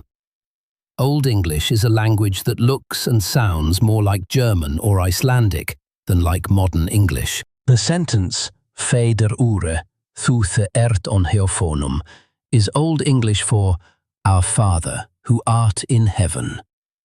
You can see the ghost of the modern words if you squint, Fader for father, heophonum for heavens. But the language as a whole is opaque. And yet, the line from that Old English speaker to you is unbroken. Generation after generation, parents spoke to children, and each generation shifted the language just slightly. And over 1,000 years, those tiny shifts added up to a transformation so thorough that the beginning and the end might as well be different languages entirely. Now, here is the remarkable discovery that launched the entire field of comparative linguistics, the science of language families and language history. In 1786, a British judge named Sir William Jones, serving in Calcutta, India, delivered a lecture to the Asiatic Society of Bengal that would change how we understand human languages forever. Jones, who had been studying Sanskrit, the classical literary language of India, noticed something extraordinary. Sanskrit bore deep structural resemblances to Greek and Latin, resemblances that could not be coincidental. The Sanskrit word for father is pitra, In Latin, it's pater. In Greek, pater. In Gothic, an ancient Germanic language, it's fadar. The resemblance is too systematic to be a coincidence or a result of borrowing. Jones declared, in a passage that has been quoted countless times since, that Sanskrit, Greek, and Latin bore such strong affinity to each other that no scholar of language could examine all three without believing them to have sprung from some common source which, perhaps, no longer existed. That common source is what we now call Proto-Indo-European, a language that has never been found in any text because it was spoken before writing existed. A language that was reconstructed, syllable by syllable, by generations of linguists working backward from its descendants. The method they used is called the comparative method, and it works because sound change is regular. When a sound shifts in a language, it doesn't shift randomly. It shifts consistently in all words where that sound occurs, according to patterns that can be identified and described as rules. The German linguist Jacob Grimm, whom you may know better as one of the brothers Grimm who collected fairy tales, was one of the first to describe these patterns systematically. Grimm's law, published in the 1820s, describes a set of consonant shifts that differentiate the Germanic languages from the other Indo-European branches. Here's how it works. In Latin, the word for foot is ped, as in pedal or pedestrian. In English, a Germanic language, it's foot. The Latin p has become an English f. In Latin, 3 is tres. In English, it's 3. The Latin t has become an English th. These are not random changes. They are part of a systematic shift where an entire class of consonants moved from one articulation point to another consistently across the entire vocabulary. Once you know the rule, you can predict the correspondence. If a Latin word starts with P, the corresponding English word will often start with F. If Latin has T, English will often have TH. If Latin has D, English will often have T. Pater becomes father. Tres becomes 3. Duo becomes 2. Decum becomes 10. This regularity is what allows linguists to work backward. If two languages show systematic sound correspondences of this kind, in word after word after word, then those languages descend from a common ancestor. And by comparing many related languages, you can begin to reconstruct what the ancestor language probably sounded like. You can identify which sounds it had, which words it used, even aspects of its grammar. This is how Proto-Indo-European was reconstructed. Nobody has ever heard it spoken. Nobody has ever found a text written in it. And yet, linguists have reconstructed thousands of its roots and can make reasonable guesses about its sound system, its grammar, and even some aspects of the culture of its speakers. How? Through the words that survived. Take the word for king.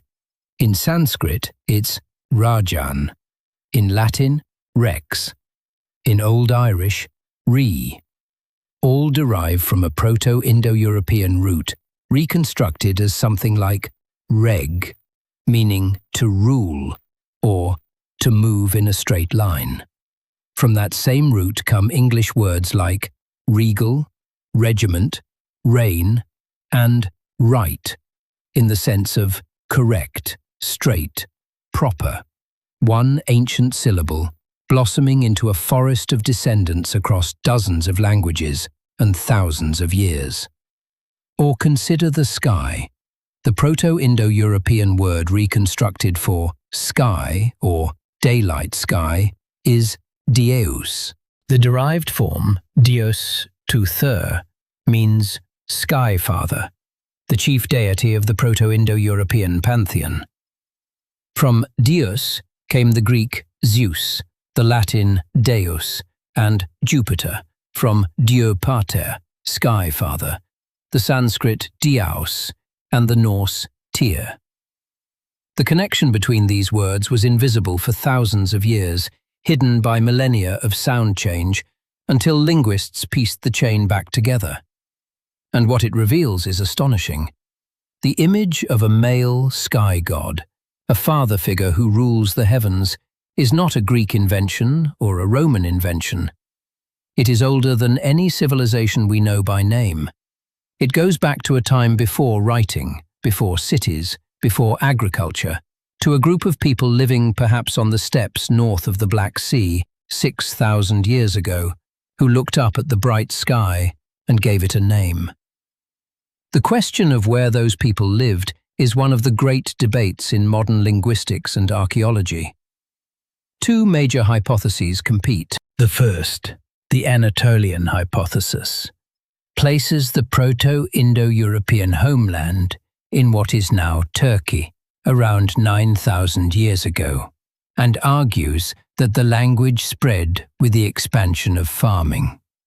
The second, the steppe hypothesis, places it in the Pontic-Caspian steppe, north of the Black Sea, around 5,000 to 6,000 years ago, and argues that the language spread with the migration of horse-riding pastoralists.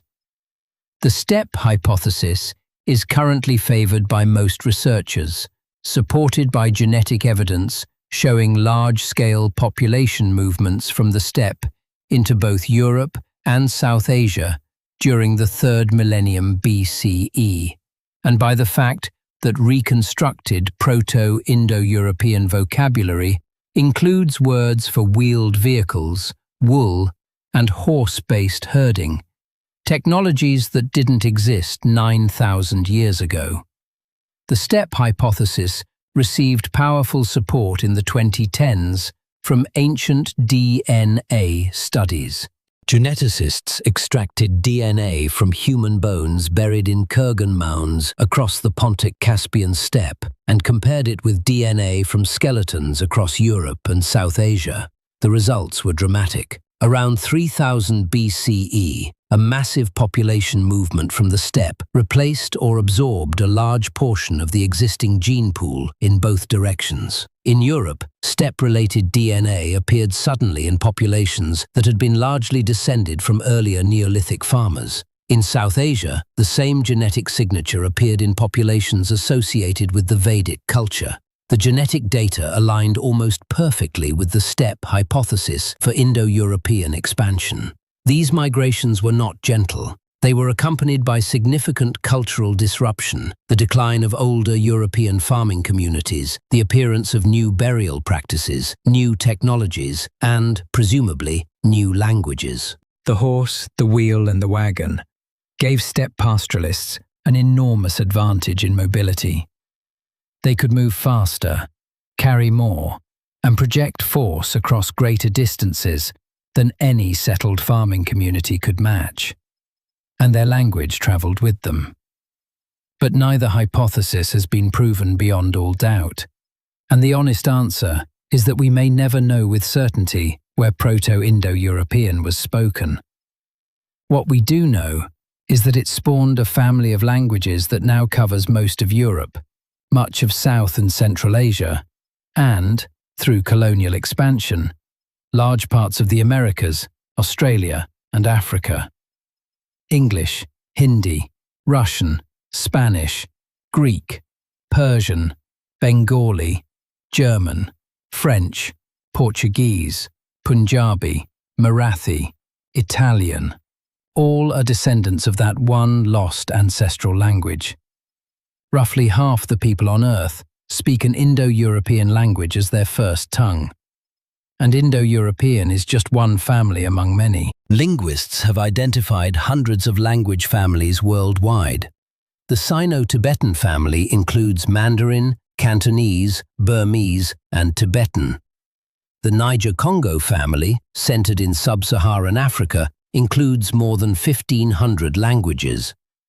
The Austronesian family stretches from Madagascar off the coast of Africa to Rapa Nui in the eastern Pacific, spanning half the circumference of the globe. Each family has its own proto-language, its own history of branching and divergence, its own stories of migration and contact and change. What unites them all is the mechanism of change. Every family tree, every branch, every twig in the vast forest of human languages was produced by the same process. The gradual accumulation of tiny differences in how children reproduce the speech of their parents, generation after generation, century after century. Language changes not because of any decision or design, but because perfect transmission is impossible. The imperfection is the engine. The drift is the river, and the river never stops flowing. Some words resist change better than others. Terms for body parts, kinship, and small numbers are particularly stable, surviving for thousands of years with only slight modifications. The word for water can be traced across many Indo-European languages. English, water, German, Wasser, Russian, Voda, Sanskrit, Udan, all descending from a common root. These everyday, frequently used, emotionally loaded words are the bedrock of comparative linguistics, the stones that allow researchers to build their reconstructions. Other words are more volatile. Words for new technologies get borrowed easily from neighbouring languages. Words that carry social stigma get replaced. And sometimes a word disappears for reasons that have nothing to do with sound change or borrowing, but everything to do with fear.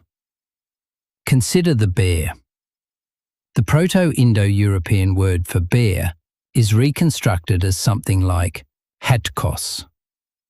You can hear its echo in Latin, ursus, in Greek, arctos, from which we get Arctic, literally, the land of the bear.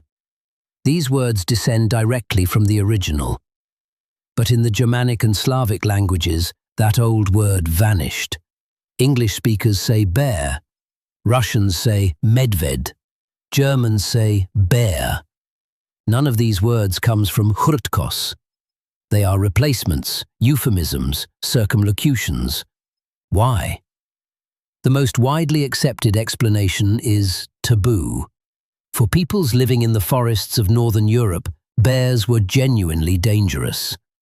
Many cultures believed that speaking an animal's true name could summon it, or offend its spirit, or attract its attention. So the old name was avoided, and a descriptive substitute was used instead.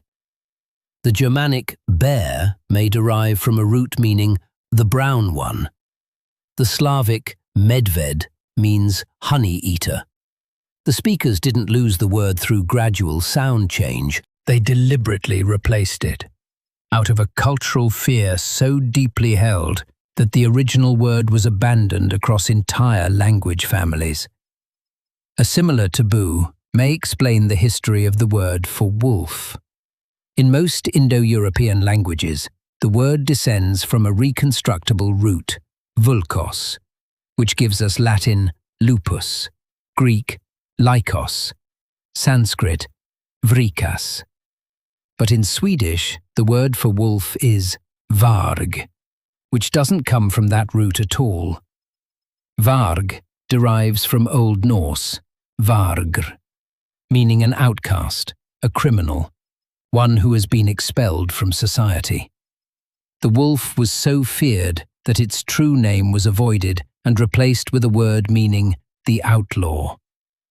These taboo replacements remind us that language change is not just a mechanical process of sounds drifting and shifting.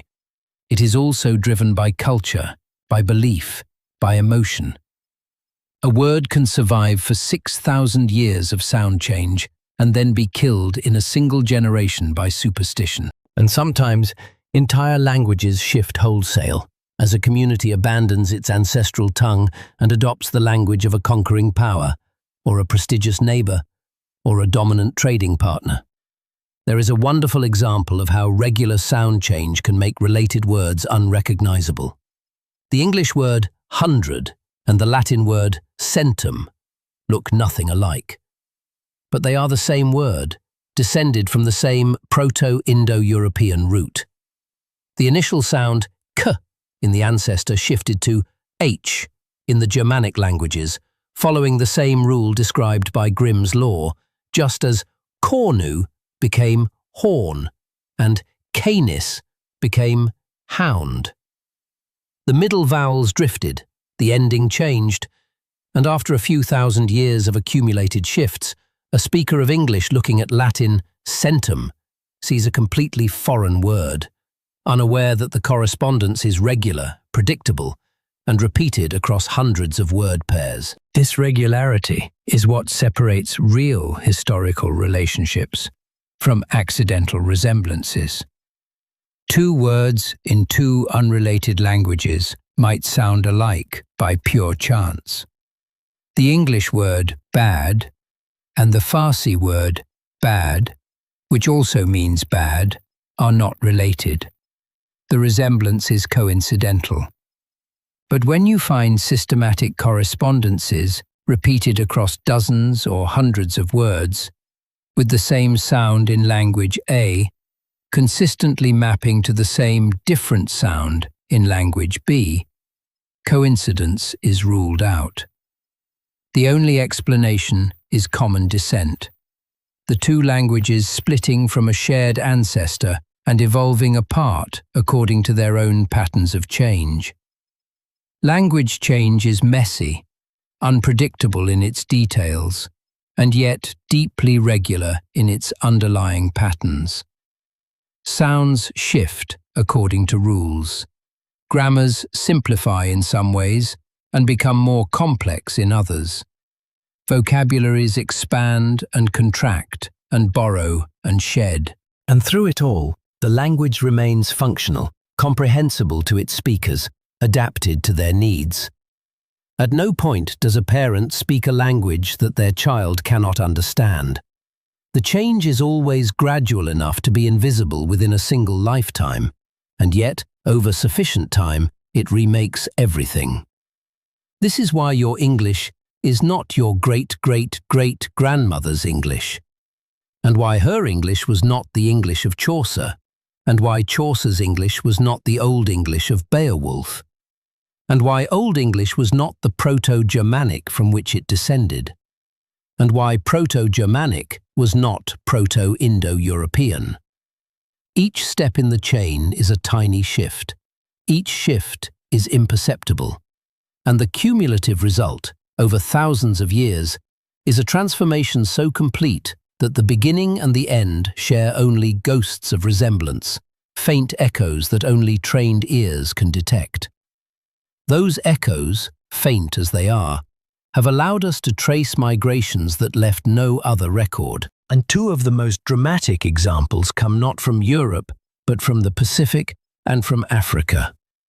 If you wanted to find the single most impressive feat of human migration before the modern age, you could make a strong case for the Austronesian expansion. Starting from the island of Taiwan roughly 5,000 years ago, small groups of seafarers set out in canoes equipped with sails. They navigated by stars, ocean swells, and the flight patterns of birds.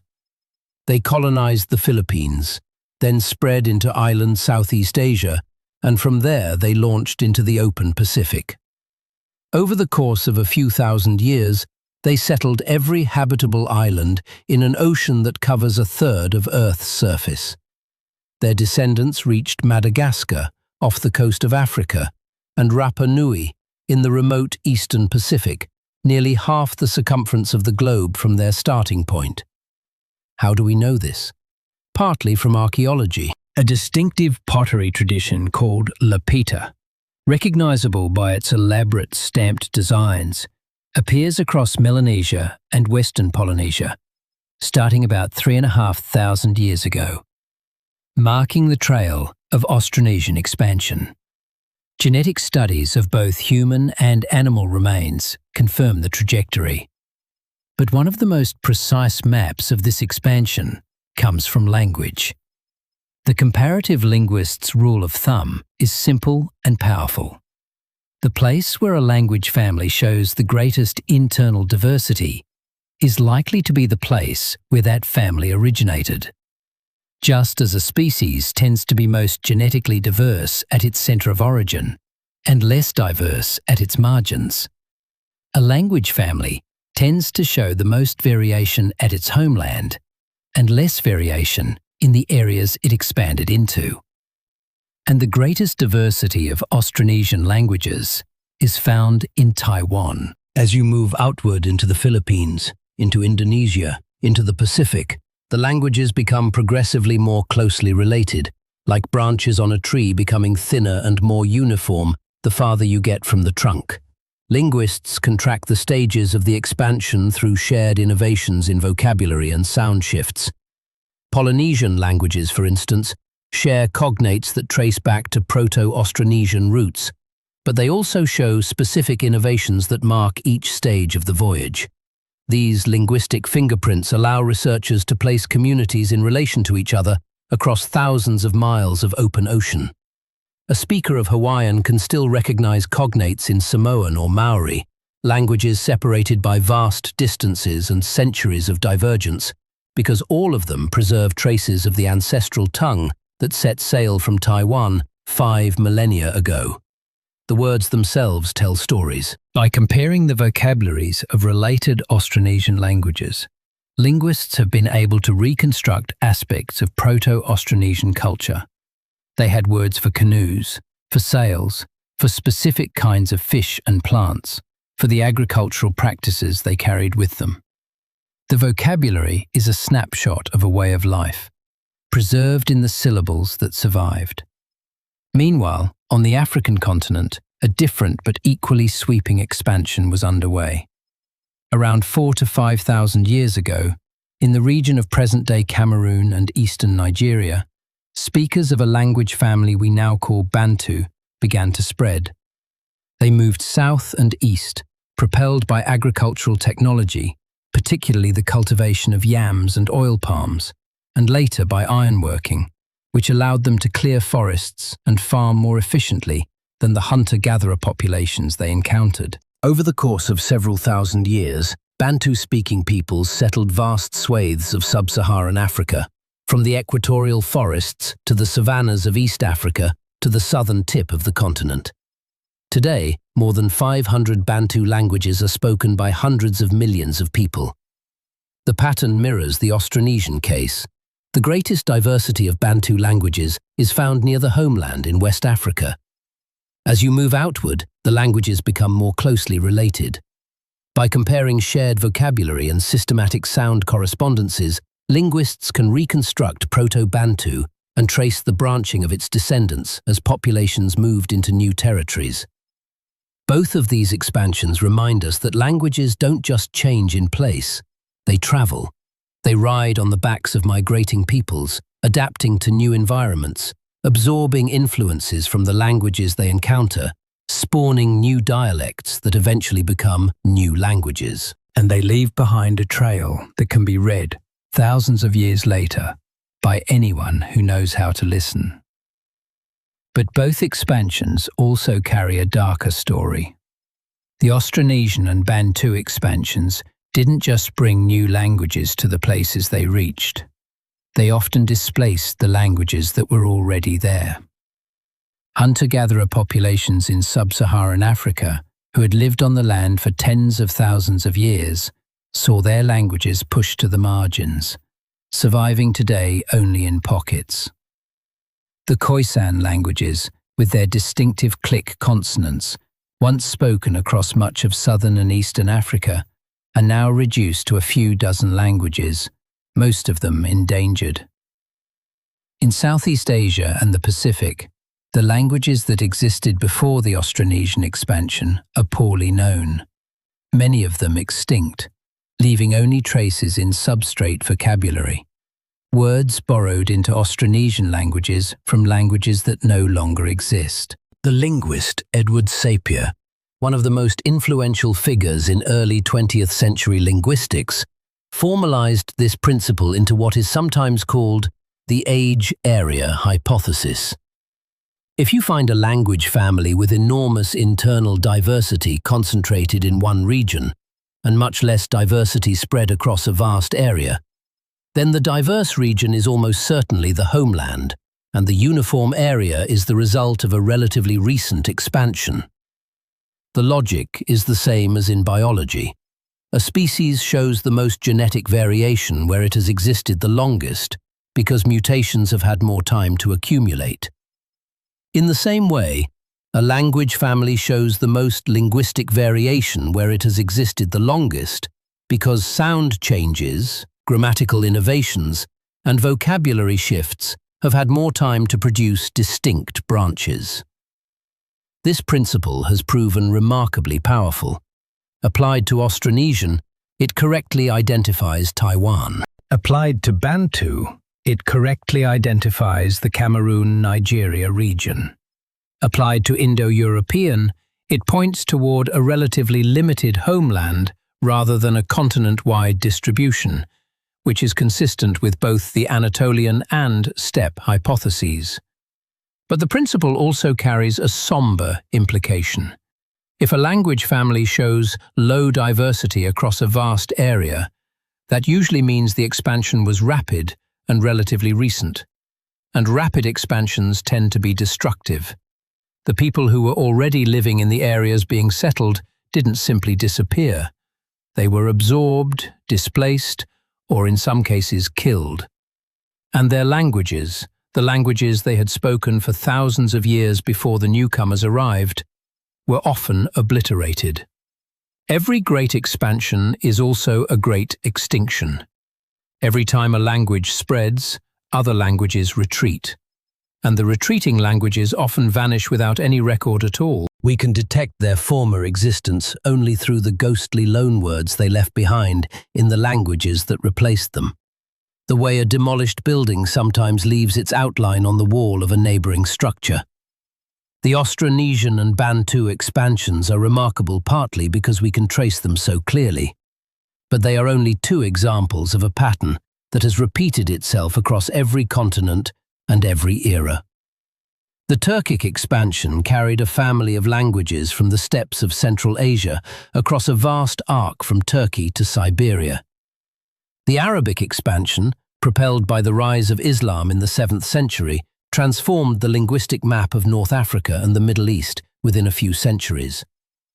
The spread of Latin across the Roman Empire and its subsequent fragmentation into the Romance languages, French, Spanish, Portuguese, Italian, Romanian, is one of the best documented cases of language divergence in history. Each of these expansions followed a similar logic. A group with some combination of military power, economic advantage, demographic growth, or cultural prestige expands, and their language expands with them. The historian Nicholas Ostler, in his book Empires of the Word, described languages as behaving almost like living organisms. They grow, they spread, they compete for speakers, and sometimes they die, not because they are deficient in any linguistic sense, but because the social, political, and economic conditions that supported them have changed. A language can be perfectly expressive, perfectly beautiful, perfectly adequate for every need of its speakers, and still be driven to extinction by the arrival of a more powerful competitor. Linguistic survival is not a matter of linguistic quality, it is a matter of power. Sumerian, one of the first written languages, thrived for 3,000 years and then faded, replaced by Akkadian, which was eventually replaced by Aramaic, which was partly replaced by Arabic. Egyptian, in its various forms, may be the longest documented language in human history, spanning from roughly 3000 BCE to the Coptic spoken by some communities today, a span of nearly 5,000 years. But even Egyptian was eventually marginalized, its speakers shifting to Arabic after the Muslim conquest. Sanskrit, the classical language of ancient India, became a language of scholarship and religion, preserved in texts, but no longer the everyday speech of any community. Each of these great languages had its era of dominance and its era of decline, and in each case, the decline had nothing to do with the language's expressive capacity, and everything to do with shifts in political and demographic power. How many languages have existed in the history of our species? Nobody knows. Linguists sometimes estimate that the total number of distinct languages spoken by Homo sapiens over the last 100,000 years may be in the hundreds of thousands. The 7,000 or so languages spoken today are a small fraction of that total. The rest have been lost, silenced by the same forces of migration, conquest, assimilation, and demographic change that continue to reshape the linguistic map today.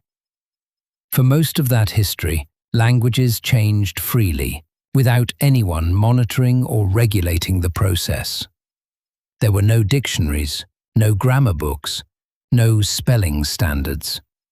Language was purely oral for 95% of human history, and even after writing appeared, most people remained illiterate. Speech flowed and shifted like water, unconstrained by any fixed standard. Dialects branched and merged and drifted, and nobody worried about whether they were speaking correctly because there was no authority to consult. That freedom was about to end. One of the most powerful forces for linguistic standardization, and for the loss of linguistic diversity, was waiting in a workshop in the German city of Mainz. In the middle of the 15th century, a goldsmith named Johannes Gutenberg was assembling a machine that would freeze language in a form it had never held before, and in doing so, would change the balance of power between languages forever. Before the printing press, every written document in Europe was copied by hand. A monk in a scriptorium would sit with a quill and a pot of ink and reproduce a text, word by word, page by page, over the course of weeks or months.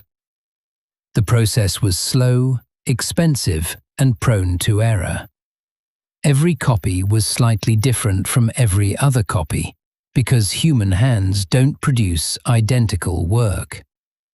A scribe might misspell a word, skip a line, or substitute a regional form that differed from the original. Written language, in the age of manuscripts, was almost as fluid and variable as spoken language. Then, around 1440, Gutenberg introduced movable metal type to Europe. The idea was not entirely new. The Chinese had used woodblock printing for centuries, and movable ceramic type had been developed in China and Korea well before Gutenberg's time. But Gutenberg's innovation, metal type cast in a durable alloy, combined with an oil-based ink and a press adapted from the wine press, proved devastatingly effective.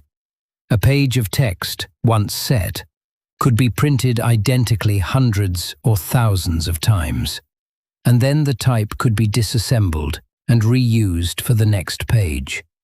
The economics were transformative. The cost of producing a book dropped by orders of magnitude.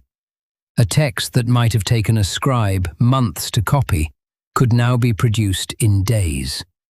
Within 50 years of the Gutenberg Bible, an estimated 20 million volumes had been printed across Europe. Some scholars put the number higher. In half a century, more books were produced than all the scribes in Europe had created in the previous 1,000 years combined. And what did this flood of identical text do to language? It froze it. Or, more precisely, it began the long process of freezing it. Before printing, there was no such thing as correct spelling. If you were a scribe in 14th century England, you spelled words however they sounded to you in your particular dialect, with your particular habits. The word church might be spelled 6 different ways in 6 different manuscripts, and nobody thought that was a problem, because there was no authority to say otherwise.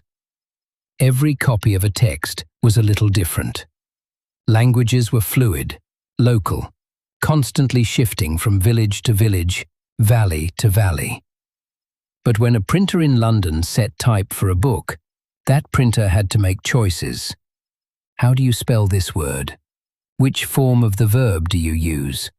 Which regional expression do you pick? And whatever choices the printer made got replicated identically across hundreds or thousands of copies and distributed to readers all over the country. For the first time, large numbers of people were reading the exact same words on the exact same pages. And the dialect that tended to win, the dialect that got standardized and distributed and taught in schools, was the dialect of the capital city or the major commercial centre. In England, that meant London English. In France, Parisian French. In Spain, Castilian. Printing didn't just spread language, it began to standardize it, to press the living, shifting, wonderfully chaotic mess of regional speech into a single, authorized mold. This brought enormous benefits. Mutual intelligibility across regions, the possibility of national literature, the foundation for modern education. But it also began the slow erosion of countless local dialects and minority languages that had thrived for centuries. The language of the printing press became the prestige dialect, and everything else gradually became uneducated speech, something to be corrected in school rather than celebrated at home. The consequences went far beyond spelling. Think about religion. In the early 1500s, the Catholic Church held enormous power across Europe, and one of the pillars of that power was control over the text of the Bible. The Bible was in Latin, the language of the Church, and ordinary people couldn't read it. They depended on priests to interpret scripture for them. That arrangement was not accidental. It was a power structure built on restricted access to text. Then along came Martin Luther in 1517. Luther's arguments against church practices were printed, not hand-copied in some monastery. Within weeks, copies had spread across Germany, within months across Europe. And in 1522, Luther published his German translation of the New Testament, written not in the formal, distant language of scholars, but in the common German that ordinary people actually spoke. He reportedly said he wanted to listen to the mother in her home, the children in the street, the common man in the market, and translate accordingly. Luther's translation didn't just spread Protestant theology, it helped create modern Standard German. Just as London printers were standardizing English, Luther's Bible became the linguistic reference point for German-speaking people across dozens of dialect regions. His word choices, his phrasings, his rhythms seeped into the language itself. When people today speak Standard High German, they are speaking, in part, a language that was shaped by one monk's decision about how to translate ancient Greek and Hebrew into the words of ordinary 16th century Germans. The same pattern played out in England with William Tyndale, who began translating the Bible into English around 1525. Tyndale had to flee to the continent to do his work, because translating scripture without church approval was illegal in England. He printed his English New Testament in Germany and had copies smuggled back across the Channel in bales of cloth. The church authorities were furious. They bought up copies to burn them, which, in an irony almost too neat to be true, helped finance Tyndale's further printing, because the money from those purchases went right back into producing more copies. Tyndale was eventually betrayed, arrested, and in 1536 strangled and burned at the stake near Brussels. His reported last words were, "Lord, open the King of England's eyes. And within a few years, Henry VIII authorised an English Bible to be placed in every church in England. Much of it was based on Tyndale's translation. The phrases you know from the King James Bible of 1611, "Let there be light," "the salt of the earth," "the spirit is willing, but the flesh is weak." Those are Tyndale's words. A man executed as a heretic gave the English language some of its most enduring expressions. His phrases are so deeply woven into English that you use them without knowing where they came from. The printing press made words permanent in a way they had never been before, and that permanence created a new kind of problem. Because spoken language kept changing even after the written form was locked in place. English is probably the most extreme example. The word night is spelled K-N-I-G-H-T, but you pronounce it night. At one point, English speakers actually pronounced that K, that hard G, and the guttural sound in the middle. But pronunciation shifted, in part through what linguists call the Great Vowel Shift, a massive reorganization of English vowel sounds that happened between roughly 1400 and 1700. Spelling, frozen by print, didn't keep up. And that is why English spelling is such a nightmare today. The written forms are fossils. They preserve the sounds of a language that no longer exists in spoken form. Other languages handled this differently. Spanish underwent periodic spelling reforms that kept its orthography relatively close to its pronunciation. German, largely standardized through Luther's Bible, maintained a tighter connection between spelling and sound. Finnish, standardized much later, is famously regular. What you see is what you say. And French sits at the extreme end, where centuries of sound change have left the spelling system so far from modern pronunciation that the word for birds, written as oiseau, uses 7 letters and not a single one of them is pronounced in the way an English speaker would predict. The word is pronounced roughly oiseau. Every vowel in the French alphabet appears in that word, and the whole thing condenses into 2 syllables. There is a famous poem called The Chaos by the Dutch writer Gerard Nolst Trinité, written in the early 20th century, that is essentially a long, elegant rant about the absurdity of English spelling. It strings together hundreds of word pairs that look like they should rhyme, but don't. Corpse and core, horse and worse, tear for crying and tear for ripping. Reading it aloud is an exercise in humiliation for anyone who thinks English spelling makes sense. And every one of those mismatches is a direct consequence of the printing press freezing written forms while spoken forms kept evolving. But in every case, the printing press created a tension between the authority of the written form and the reality of the spoken language. And that tension had consequences that reached far beyond spelling, because once a language had a printed standard, that standard became a marker of education, of class, of belonging. Speaking the prestige dialect meant you were educated, respectable, fit for public life. Speaking anything else meant you were provincial, backward, perhaps not fully civilized. And when European powers began to build global empires, they carried that ideology with them. Printing reshaped science as profoundly as it reshaped religion. Before the press, scientific knowledge was fragmented and fragile. A scholar in Padua might spend years working on a problem that had already been solved by someone in Prague, and neither would ever know. Manuscripts were rare, copies were inconsistent, and access was limited to those with connections to libraries or wealthy patrons. After printing, knowledge became cumulative in a way it had never been. A researcher could publish findings and know that hundreds of other researchers across Europe would read the exact same text, the exact same diagrams, the exact same data. Isaac Newton's famous remark about standing on the shoulders of giants was not just modesty. It was a literal description of what print made possible.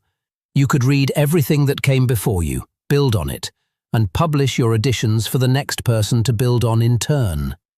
And this cumulative quality extended to the study of language itself. The first grammars of European languages were printed in the 15th and 16th centuries, codifying rules that had previously existed only in the habits of speakers. Dictionaries followed, attempting to fix the meaning and spelling of every word. The first major English dictionary, Samuel Johnson's, was published in 1755. The French Académie Française, founded in 1635, was charged with producing a definitive dictionary and grammar of French, a project that, in various forms, continues to this day. These reference works gave languages an authority and a stability they had never possessed. They turned the living, breathing, constantly shifting organism of speech into something that could be measured against a standard. The printing press was a magnificent invention. It democratized knowledge, enabled the scientific revolution, fueled the Reformation, created the conditions for modern democracy. But it also helped create the conditions for a new kind of linguistic violence, a violence that would silence hundreds of languages across the world and push thousands more to the edge of extinction. There is a photograph taken sometime in the late 1800s of a group of Native American children at the Carlisle Indian Industrial School in Pennsylvania. In the first image, they are wearing their traditional clothing, their hair long, their expressions wary. In the second image, taken months later, the same children are wearing Western suits and dresses. Their hair has been cut short. They stare at the camera with the blank faces of people who have learned to hide what they feel. They look like different children. The Carlisle School was founded in 1879 by Richard Henry Pratt, a military officer whose motto was, "Kill the Indian, save the man." The school's explicit purpose was to strip indigenous children of their languages, cultures, and identities, and replace them with English, Christianity, and Euro-American customs.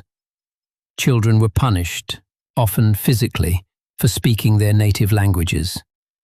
They were taken from their families for years at a time. Many died of disease in the overcrowded dormitories. Many more survived with trauma that reverberated through generations. Carlisle was not unique. Similar residential and boarding school systems operated across the United States, Canada, Australia, New Zealand, and many other countries where colonial powers sought to civilize indigenous populations. In Canada, the residential school system, which operated from the 1870s until 1996, forced over 150,000 Indigenous children through its doors. In Australia, the stolen generations were Aboriginal and Torres Strait Islander children, removed from their families between roughly 1910 and 1970. In each case, the suppression of native languages was a central, deliberate strategy. The logic was brutally simple. Language is identity. Language is the vessel of culture, of history, of worldview. If you destroy a people's language, you destroy their ability to transmit their culture to the next generation. Within a few generations, the language dies, and with it, a way of understanding the world that had been refined and maintained for thousands of years. The mechanics of language death in these institutions were systematic and efficient. Children who arrived speaking only their native language were placed in an environment where that language was forbidden. They were punished for using it, sometimes beaten, sometimes forced to wash their mouths out with soap, sometimes locked in closets. They were rewarded for speaking English. Within months, most children had learned that their language was something to be ashamed of, something that brought pain. And over years, separated from family and community, they began to lose fluency. When they returned home, if they returned home, they often found they could no longer speak easily with their grandparents, and many, scarred by the association between their language and punishment, chose not to teach it to their own children. The chain of transmission, which had carried the language from generation to generation for thousands of years, was broken. The scale of the damage is hard to comprehend. Before European colonization, North America alone was home to an estimated 300 to 600 distinct languages. Today, roughly half of those are extinct, and of the remaining ones, most are endangered, spoken only by elderly people, with no children learning them as a first language. In Australia, where roughly 250 languages were spoken before colonization, only about 13 are still being acquired by children. The rest are hanging on by threads, spoken by aging elders, documented by frantic linguists, preserved on recordings that may or may not survive the coming decades. Colonialism was not the only force. Urbanization, globalization, the spread of mass media, the economic pressure to speak a dominant language, all of these have contributed to the current crisis. When a young person in a remote village calculates that their prospects for employment, education, and connection to the wider world depend on speaking English or Mandarin or Spanish, the rational decision to learn a dominant language can, within a generation or two, lead to the abandonment of an ancestral tongue. Nobody orders the language to die.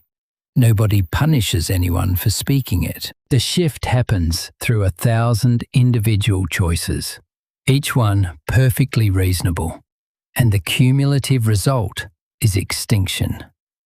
The linguist Michael Krauss estimated in the 1990s that of the roughly 6,000 or 7,000 languages then spoken, perhaps half would be extinct by the end of the 21st century. That prediction has not been revised upward. If anything, the pace of loss may be accelerating. On average, a language dies roughly every 2 weeks, and each one takes with it something that can never be recovered. A unique way of encoding human experience. This is where the emotional weight of the story I set aside earlier comes back in full force. Because when a language dies, it is not just a collection of words and grammar rules that vanishes. It is a way of seeing the world, a set of concepts that feel obvious and natural to its speakers, but that may not exist in any other language. A way of carving up reality that reflects thousands of years of adaptation to a specific environment, a specific culture, a specific set of needs and values. The Piraha language, which Daniel Everett studied for decades in the Brazilian Amazon, has no words for specific numbers. It has no recursion in its grammar. It has no terms for yesterday or tomorrow, only terms like other time that could refer to the past or the future. Its speakers can express conditionality, but not through the syntactic structures that European languages use. And Everett has described the Piraha as among the happiest people he has ever encountered, a claim that other researchers who visited them confirmed through behavioral observation, the simple measure of how much time the Piraha spend smiling and laughing compared to, say, Americans. Does the language make them happy? That's a question that science can only partially answer, but it illuminates a deeper point. Languages are not just different labels for the same reality. They are, in some meaningful sense, different realities. The Sapir-Whorf hypothesis, named after linguists Edward Sapir and Benjamin Lee Whorf, suggests that the structure of a language influences the way its speakers perceive and think about the world. In its strongest form, this hypothesis claims that language determines thought, a position most linguists reject. But in its weaker form, that language influences thought, there is growing experimental evidence in its favor. Russian, for example, has two separate basic color terms for light blue, goluboy, and dark blue, sinyi, the way English has separate terms for red and pink. When researchers tested Russian speakers on their ability to distinguish shades of blue, they found that Russian speakers were faster at discriminating between shades that fell into different linguistic categories than shades within the same category. English speakers showed no such advantage. And when the researchers added a verbal interference task, asking participants to perform a language-related activity simultaneously, the Russian advantage disappeared. The effect was specifically linguistic. Language was shaping perception. If that's true even for something as basic as color categories, imagine what is lost when an entire language disappears. Think about an Aboriginal Australian language, Guugu Yimithir, that doesn't use relative spatial terms like left and right. Instead, speakers use absolute cardinal directions: north, south, east, west. They don't say, "The cup is to the left of the plate." They say, "The cup is to the west of the plate." And speakers of Guugu Yimithir maintain an extraordinary awareness of cardinal direction at all times, even indoors, even in unfamiliar environments. Their spatial cognition is fundamentally different from that of a speaker of English or Japanese. If that language dies, that particular cognitive orientation, refined over thousands of years, goes with it. Every endangered language is a library that is burning. But the story is not only about loss. Alongside the deaths, there are remarkable survivals and even revivals. Hebrew, which had ceased to be a spoken language for everyday communication sometime around the 3rd century CE, presents perhaps the most astonishing case of linguistic resurrection in history. For nearly 2,000 years, Hebrew survived as a literary and liturgical language, used in prayer, in scholarly commentary, and in formal correspondence between Jewish communities scattered across the globe. But nobody spoke it at the dinner table. Nobody used it to argue with their children or haggle in the marketplace. It was alive in texts, but dead on tongues. Then, in the late 19th century, a Lithuanian-born scholar named Eliezer ben Yehuda moved to Palestine with a radical conviction. Hebrew could be brought back. He insisted on speaking only Hebrew in his home, even though his wife barely knew the language and the neighbors thought he was eccentric at best. His son, Itamar, born in 1882, grew up in a household where Hebrew was the only language spoken. He is often cited as the first native speaker of modern Hebrew in nearly 2 millennia. Ben Yehuda spent decades creating new vocabulary for concepts that hadn't existed when Hebrew was last spoken daily. Ancient Hebrew had no word for ice cream or newspaper or electricity. He coined hundreds of new terms, drawing on ancient roots and adapting them to modern needs. He published a newspaper in Hebrew. He compiled a comprehensive dictionary, and he campaigned tirelessly for Hebrew to be adopted as the language of education and public life in the growing Jewish community in Palestine. He was not universally loved.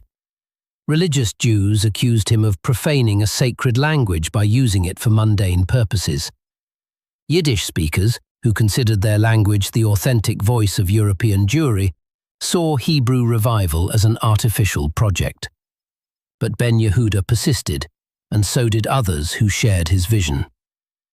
By the time the State of Israel was established in 1948, Hebrew was already the dominant language of the Jewish community in Palestine. Today, it is the everyday language of over 9 million people. A language that was clinically dead for nearly 2,000 years now pulses with the full vitality of any living tongue. It is arguably the most successful language revival in human history, and it stands as proof that linguistic death is not always irreversible. Welsh, which was in severe decline through much of the 20th century, has seen a remarkable resurgence thanks to Welsh language schools, media, and government support. Maori in New Zealand launched Te Kohanga Reo, language nests, immersive preschools where Maori is the only language spoken, producing a new generation of fluent speakers. Think about what Everett found among the Piraha. Their language has 3 vowels and 8 consonants. It has no words for specific numbers, only approximate terms like small amount and larger amount. It has no past tense in the way European languages have past tense. Speakers have a word that means something like other time, which could refer to yesterday, or to a year ago, or to something that might happen tomorrow.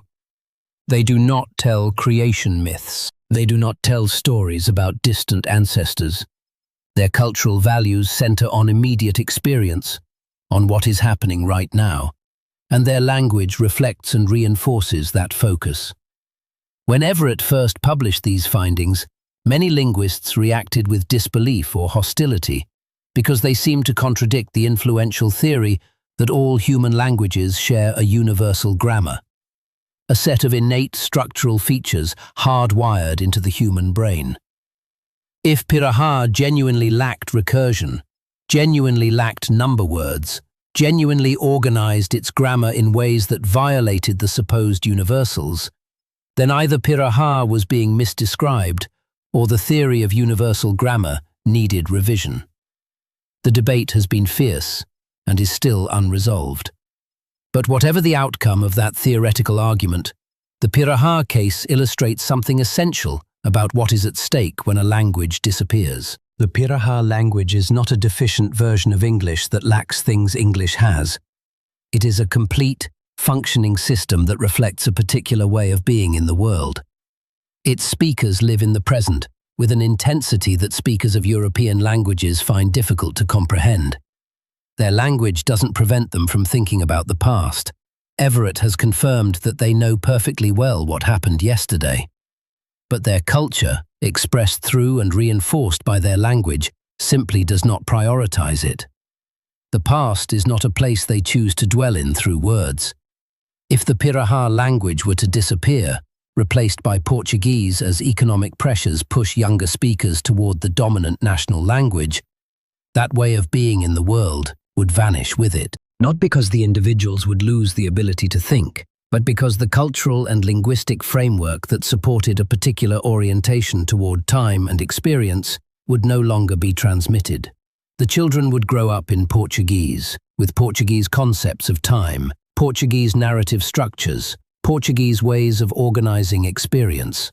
They would be the same human beings, with the same cognitive potential, but they would inhabit a different linguistic world. Multiply that by the thousands of languages currently endangered, and the scale of potential loss becomes overwhelming.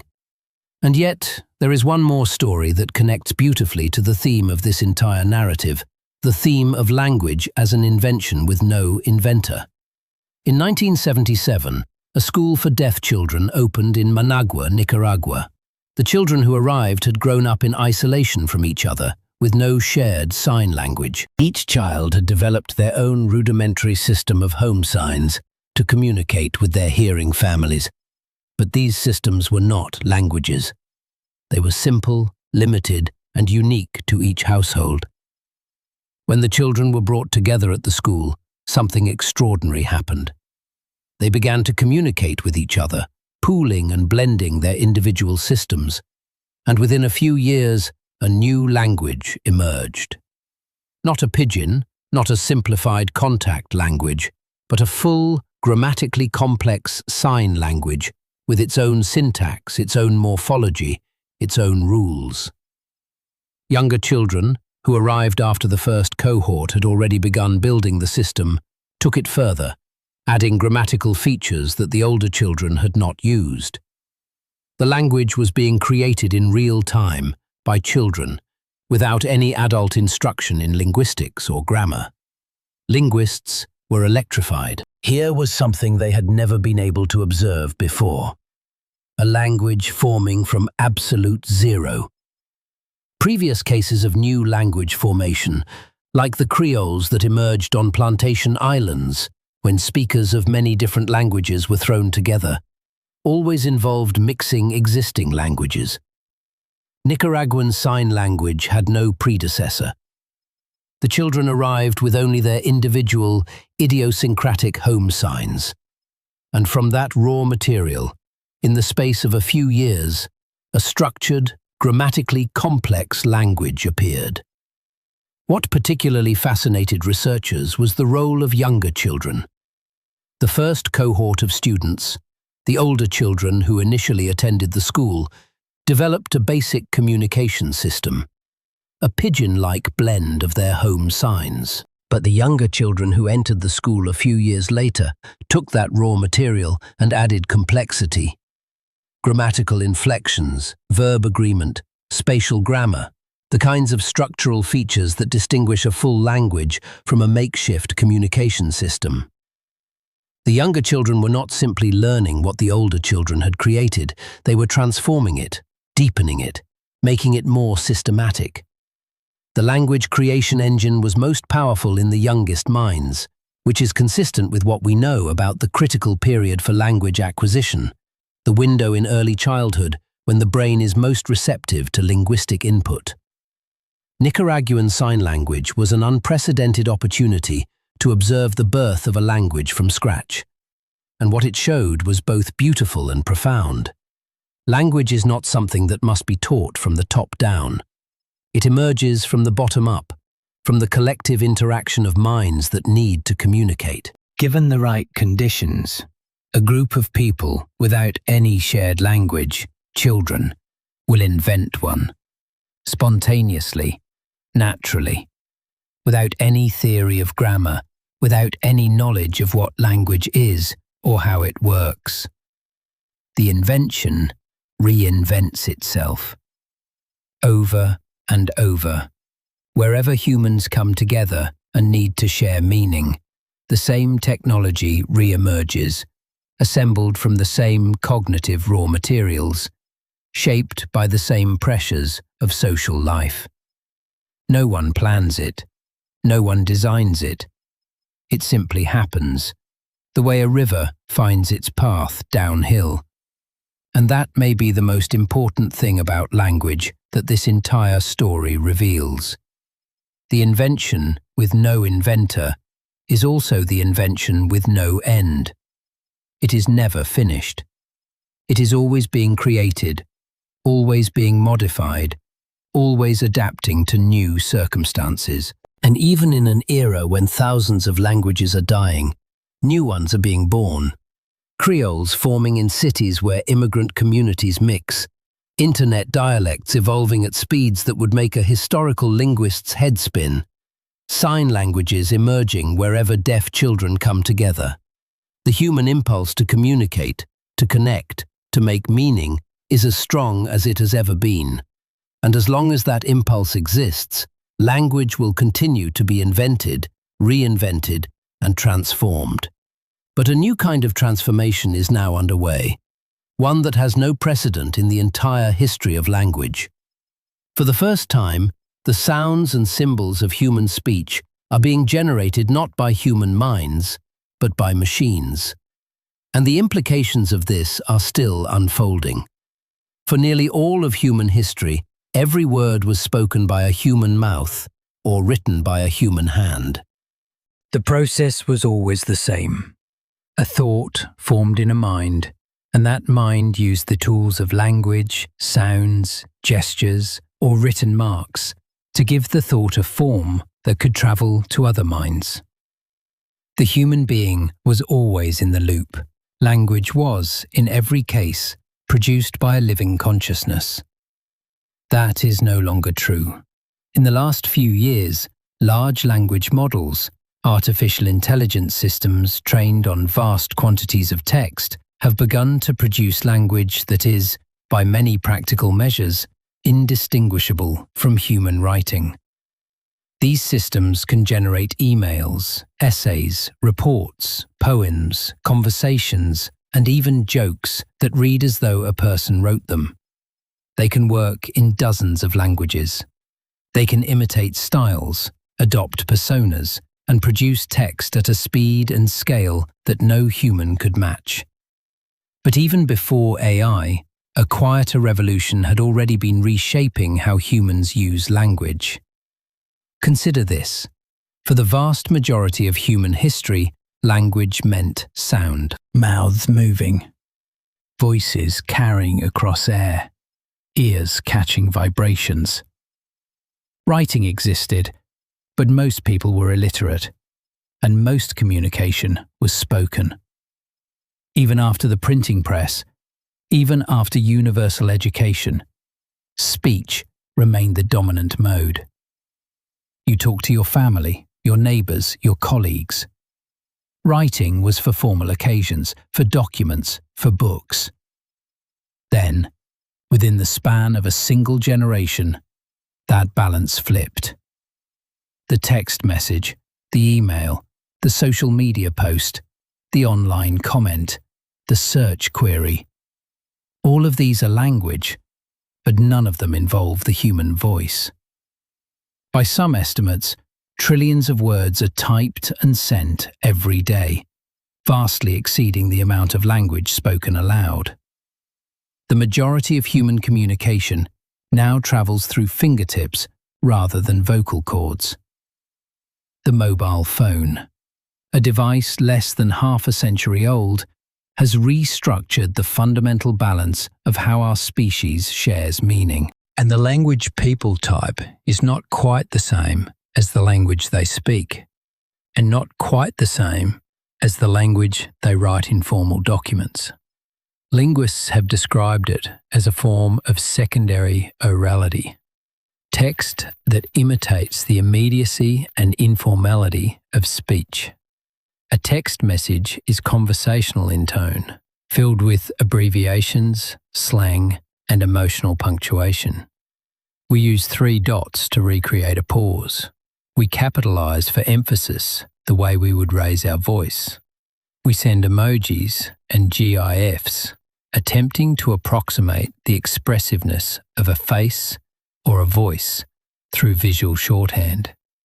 In a strange way, this return to visual communication loops back to the very beginning of our story. Before words, our ancestors likely communicated through gesture and facial expression. Millions of years later, we are sending each other tiny pictures of faces to convey emotions that words alone can't capture. The arc of language seems to bend back on itself. And this raises a question that connects directly to everything we've been talking about tonight. If language is the defining human technology, the one capacity that truly separates us from every other species, what does it mean that we've built machines that can also produce it? The careful answer, and the honest one, is that these machines don't use language the way you do. They produce statistically plausible sequences of words based on patterns in their training data. They have no body, no culture, no childhood, no community. They have never pointed at a bird and learned the word for it from their mother. They have never felt the frustration of not being able to express what they mean, or the joy of finding exactly the right word.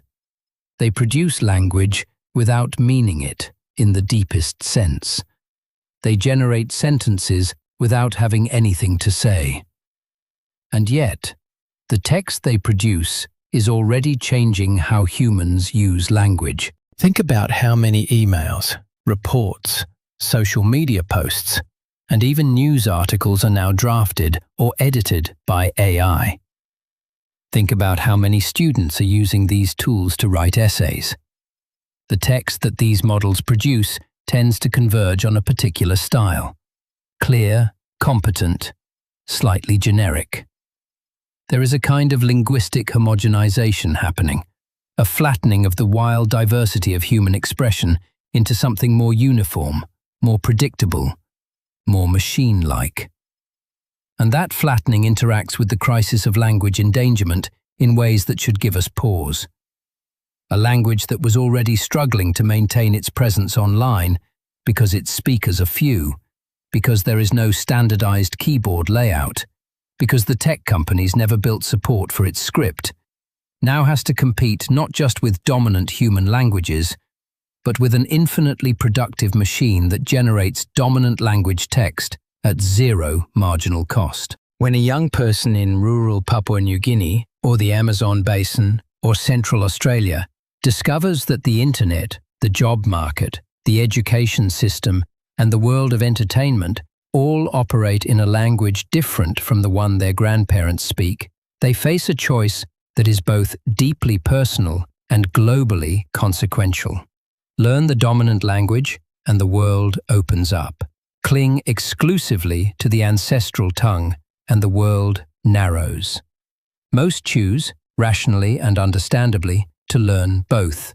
But as the dominant language takes up more and more cognitive and social space, the ancestral language often recedes. The grandchildren understand it, but don't speak it. The great-grandchildren recognize a few words, and one day, the language is gone. The speed of this process in the digital age is unprecedented. A language that might have survived for centuries in a remote village, sustained by geographic isolation and the simple absence of alternatives, can be undermined in a single generation by the arrival of a cell tower and an internet connection. The world comes rushing in through a screen, and it speaks English or Mandarin or Spanish, and it offers things that the ancestral language never offered: access to global markets, entertainment, social media, information. The economics of language shift have never been more lopsided. But there is another side. The same technology that threatens linguistic diversity also offers genuinely powerful tools for preserving it. Machine learning systems are being used to build speech recognition systems for endangered languages, to create dictionaries and grammar tools, to transcribe hours of recorded speech from elderly speakers who are among the last fluent voices of their language. These are small efforts compared to the scale of the problem, but they represent something new: the ability to use computational power in service of linguistic diversity rather than against it. Real-time translation technology now exists that can mediate a conversation between two people who speak completely different languages, translating in near real time with reasonable accuracy. On one hand, this is extraordinary, connecting people across linguistic boundaries in ways that would have seemed like science fiction a generation ago.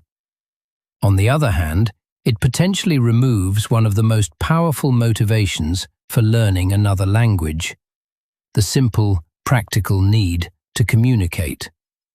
And when people stop learning each other's languages, something is lost that no machine can replace. The experience of inhabiting another linguistic world, the feeling of your thoughts reshaping themselves around different grammatical structures, the understanding of a joke that only works in French, or a concept that only exists in Japanese. There is a Japanese word, komorebi, that means the sunlight filtering through leaves. There is a Portuguese word, saudade, for a deep emotional state of nostalgic longing for something or someone absent. There is a Finnish word, kalsarikannit, that means drinking alone at home in your underwear with no intention of going out.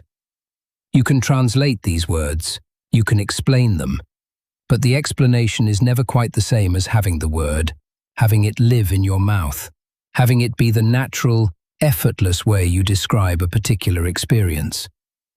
A language gives you not just labels for things, but a whole way of carving up reality, a whole set of concepts that feel obvious and natural and inevitable, even though speakers of other languages might never have thought to make those particular distinctions. So here we are, at a peculiar juncture in the story. Language, the invention with no inventor. is now partly being generated by machines that have no understanding.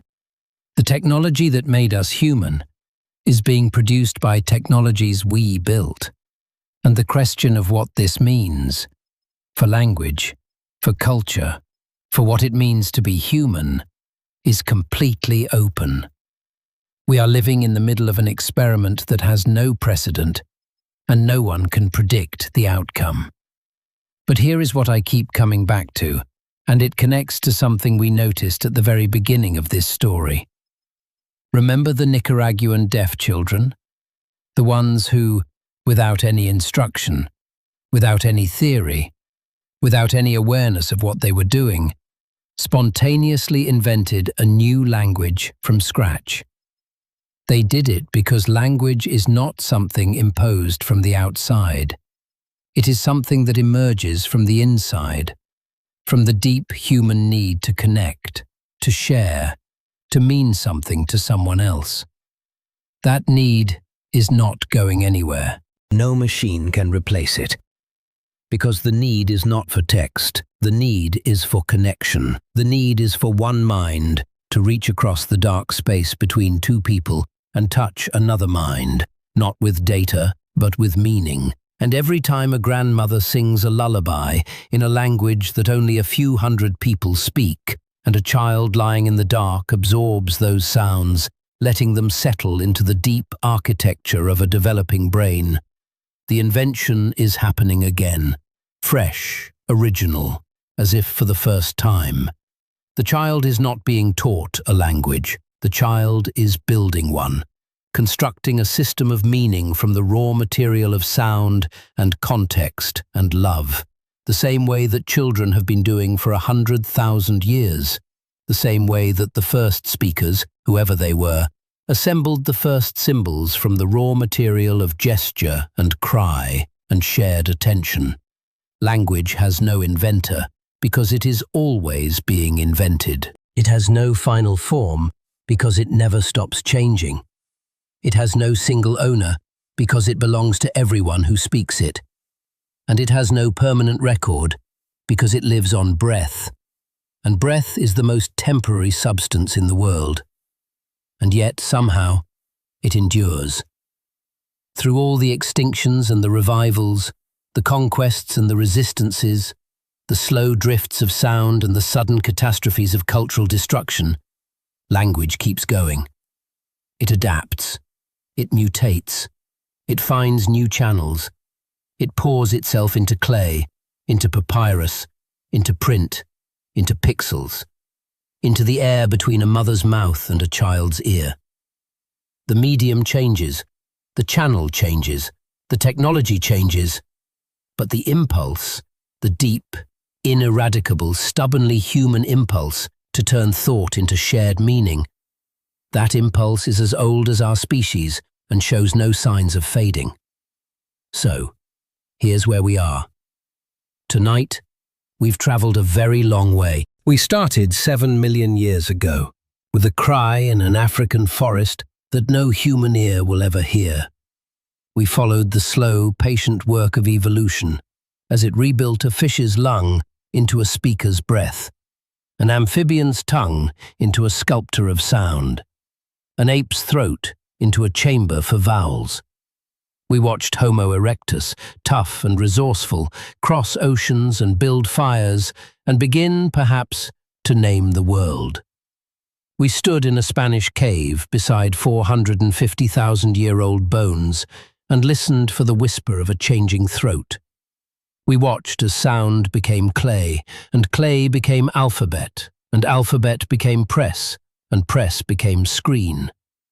We traced the branching of languages across continents and millennia, following words as they sailed the Pacific, and walked through Africa and drifted apart through the slow, implacable engine of sound change. We confronted the losses, the languages burned by empires, the tongues silenced by schools, the voices that fall quiet every 2 weeks somewhere on this planet.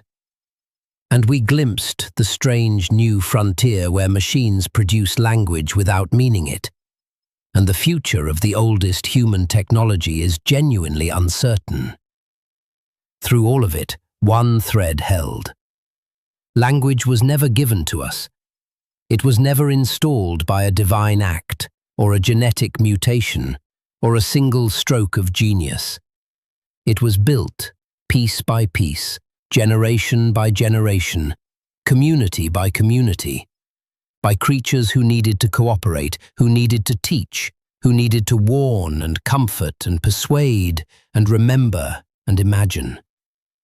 The greatest invention in the history of life has no patent, no inventor, no founding date. It emerged from the collective effort of beings who were simply trying to get through the day together. And right now, as you lie there, maybe still listening, maybe already drifting towards sleep, that invention is still at work. Your brain is processing these words without any conscious effort, converting vibrations in air or marks on a screen into ideas, into images, into feelings. Somewhere deep in your neural architecture, circuits that trace back to the mirror neurons of ancient monkeys are firing. Muscles in your larynx, descended from the muscles that once inflated a tetrapod's lungs on a Devonian mudflat, are resting, ready to produce speech the moment you need them. Your tongue, that extraordinary 8-muscled organ, lies quietly in your mouth, carrying the potential for every word you will ever say. You are the latest chapter in a story that stretches back millions of years. Every word in every language you speak carries within it the faint echoes of those older voices, the calls of apes, the cries of Australopithecus, the rough syllables of Homo erectus, the clearer speech of Heidelbergensis, the songs and stories of 1,000 generations of Homo sapiens, each one adding a tiny layer of change, each one passing the torch to the next. And somewhere tonight, right now, a grandmother is singing a lullaby in a language that only a few hundred people speak. A child is listening, absorbing those sounds the way a sponge absorbs water, building in the quiet darkness the neural pathways that will carry those words for a lifetime.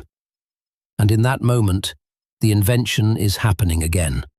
Not for the first time, not for the last time, just again, the way it always does, the way it always has, the way it always will, as long as there are human beings who need to reach across the space between one mind and another and say, somehow, I am here.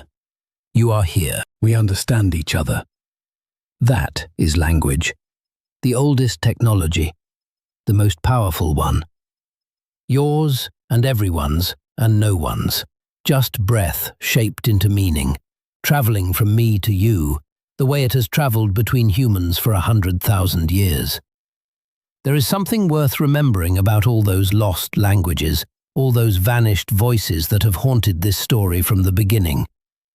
The ancestor calling through the forest 7 million years ago. The rough syllables of Homo erectus on a raft approaching Flores. The unknown speech of Neanderthals echoing in European caves. The thousands of languages swallowed by empires and schools in the sheer gravitational pull of dominant tongues. They are gone, all of them, and we will never hear what they sounded like. But they are not entirely absent. Every language alive today was shaped by the languages it replaced, absorbed, or grew beside. Substrate words linger in vocabularies like fossils in sediment. Grammatical structures borrowed centuries ago remain embedded in the speech of people who have never heard of the source language.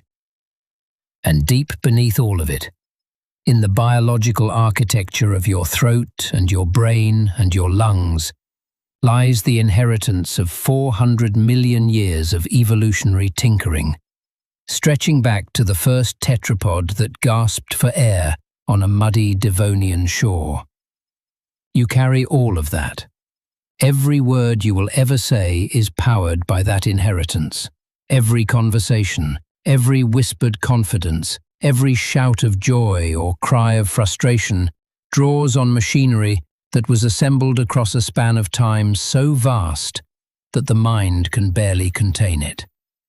And the fact that you can lie here, in the dark, and listen to a stream of sounds that become ideas inside your mind, effortlessly, without trying, is the latest expression of the greatest collaboration in the history of life. Not the work of one genius, the work of everyone who came before, stretching back beyond memory, beyond record, beyond even bone and stone, to the first creature that shaped breath into meaning, and found that another creature understood. And tonight, you don't need to shape any more breath into meaning. You've listened, and that is enough. Let the words settle. Let the ideas soften. Let the invention rest, the way it does every night, when the speakers fall silent and the sounds dissolve, and only the quiet remains. Sleep well.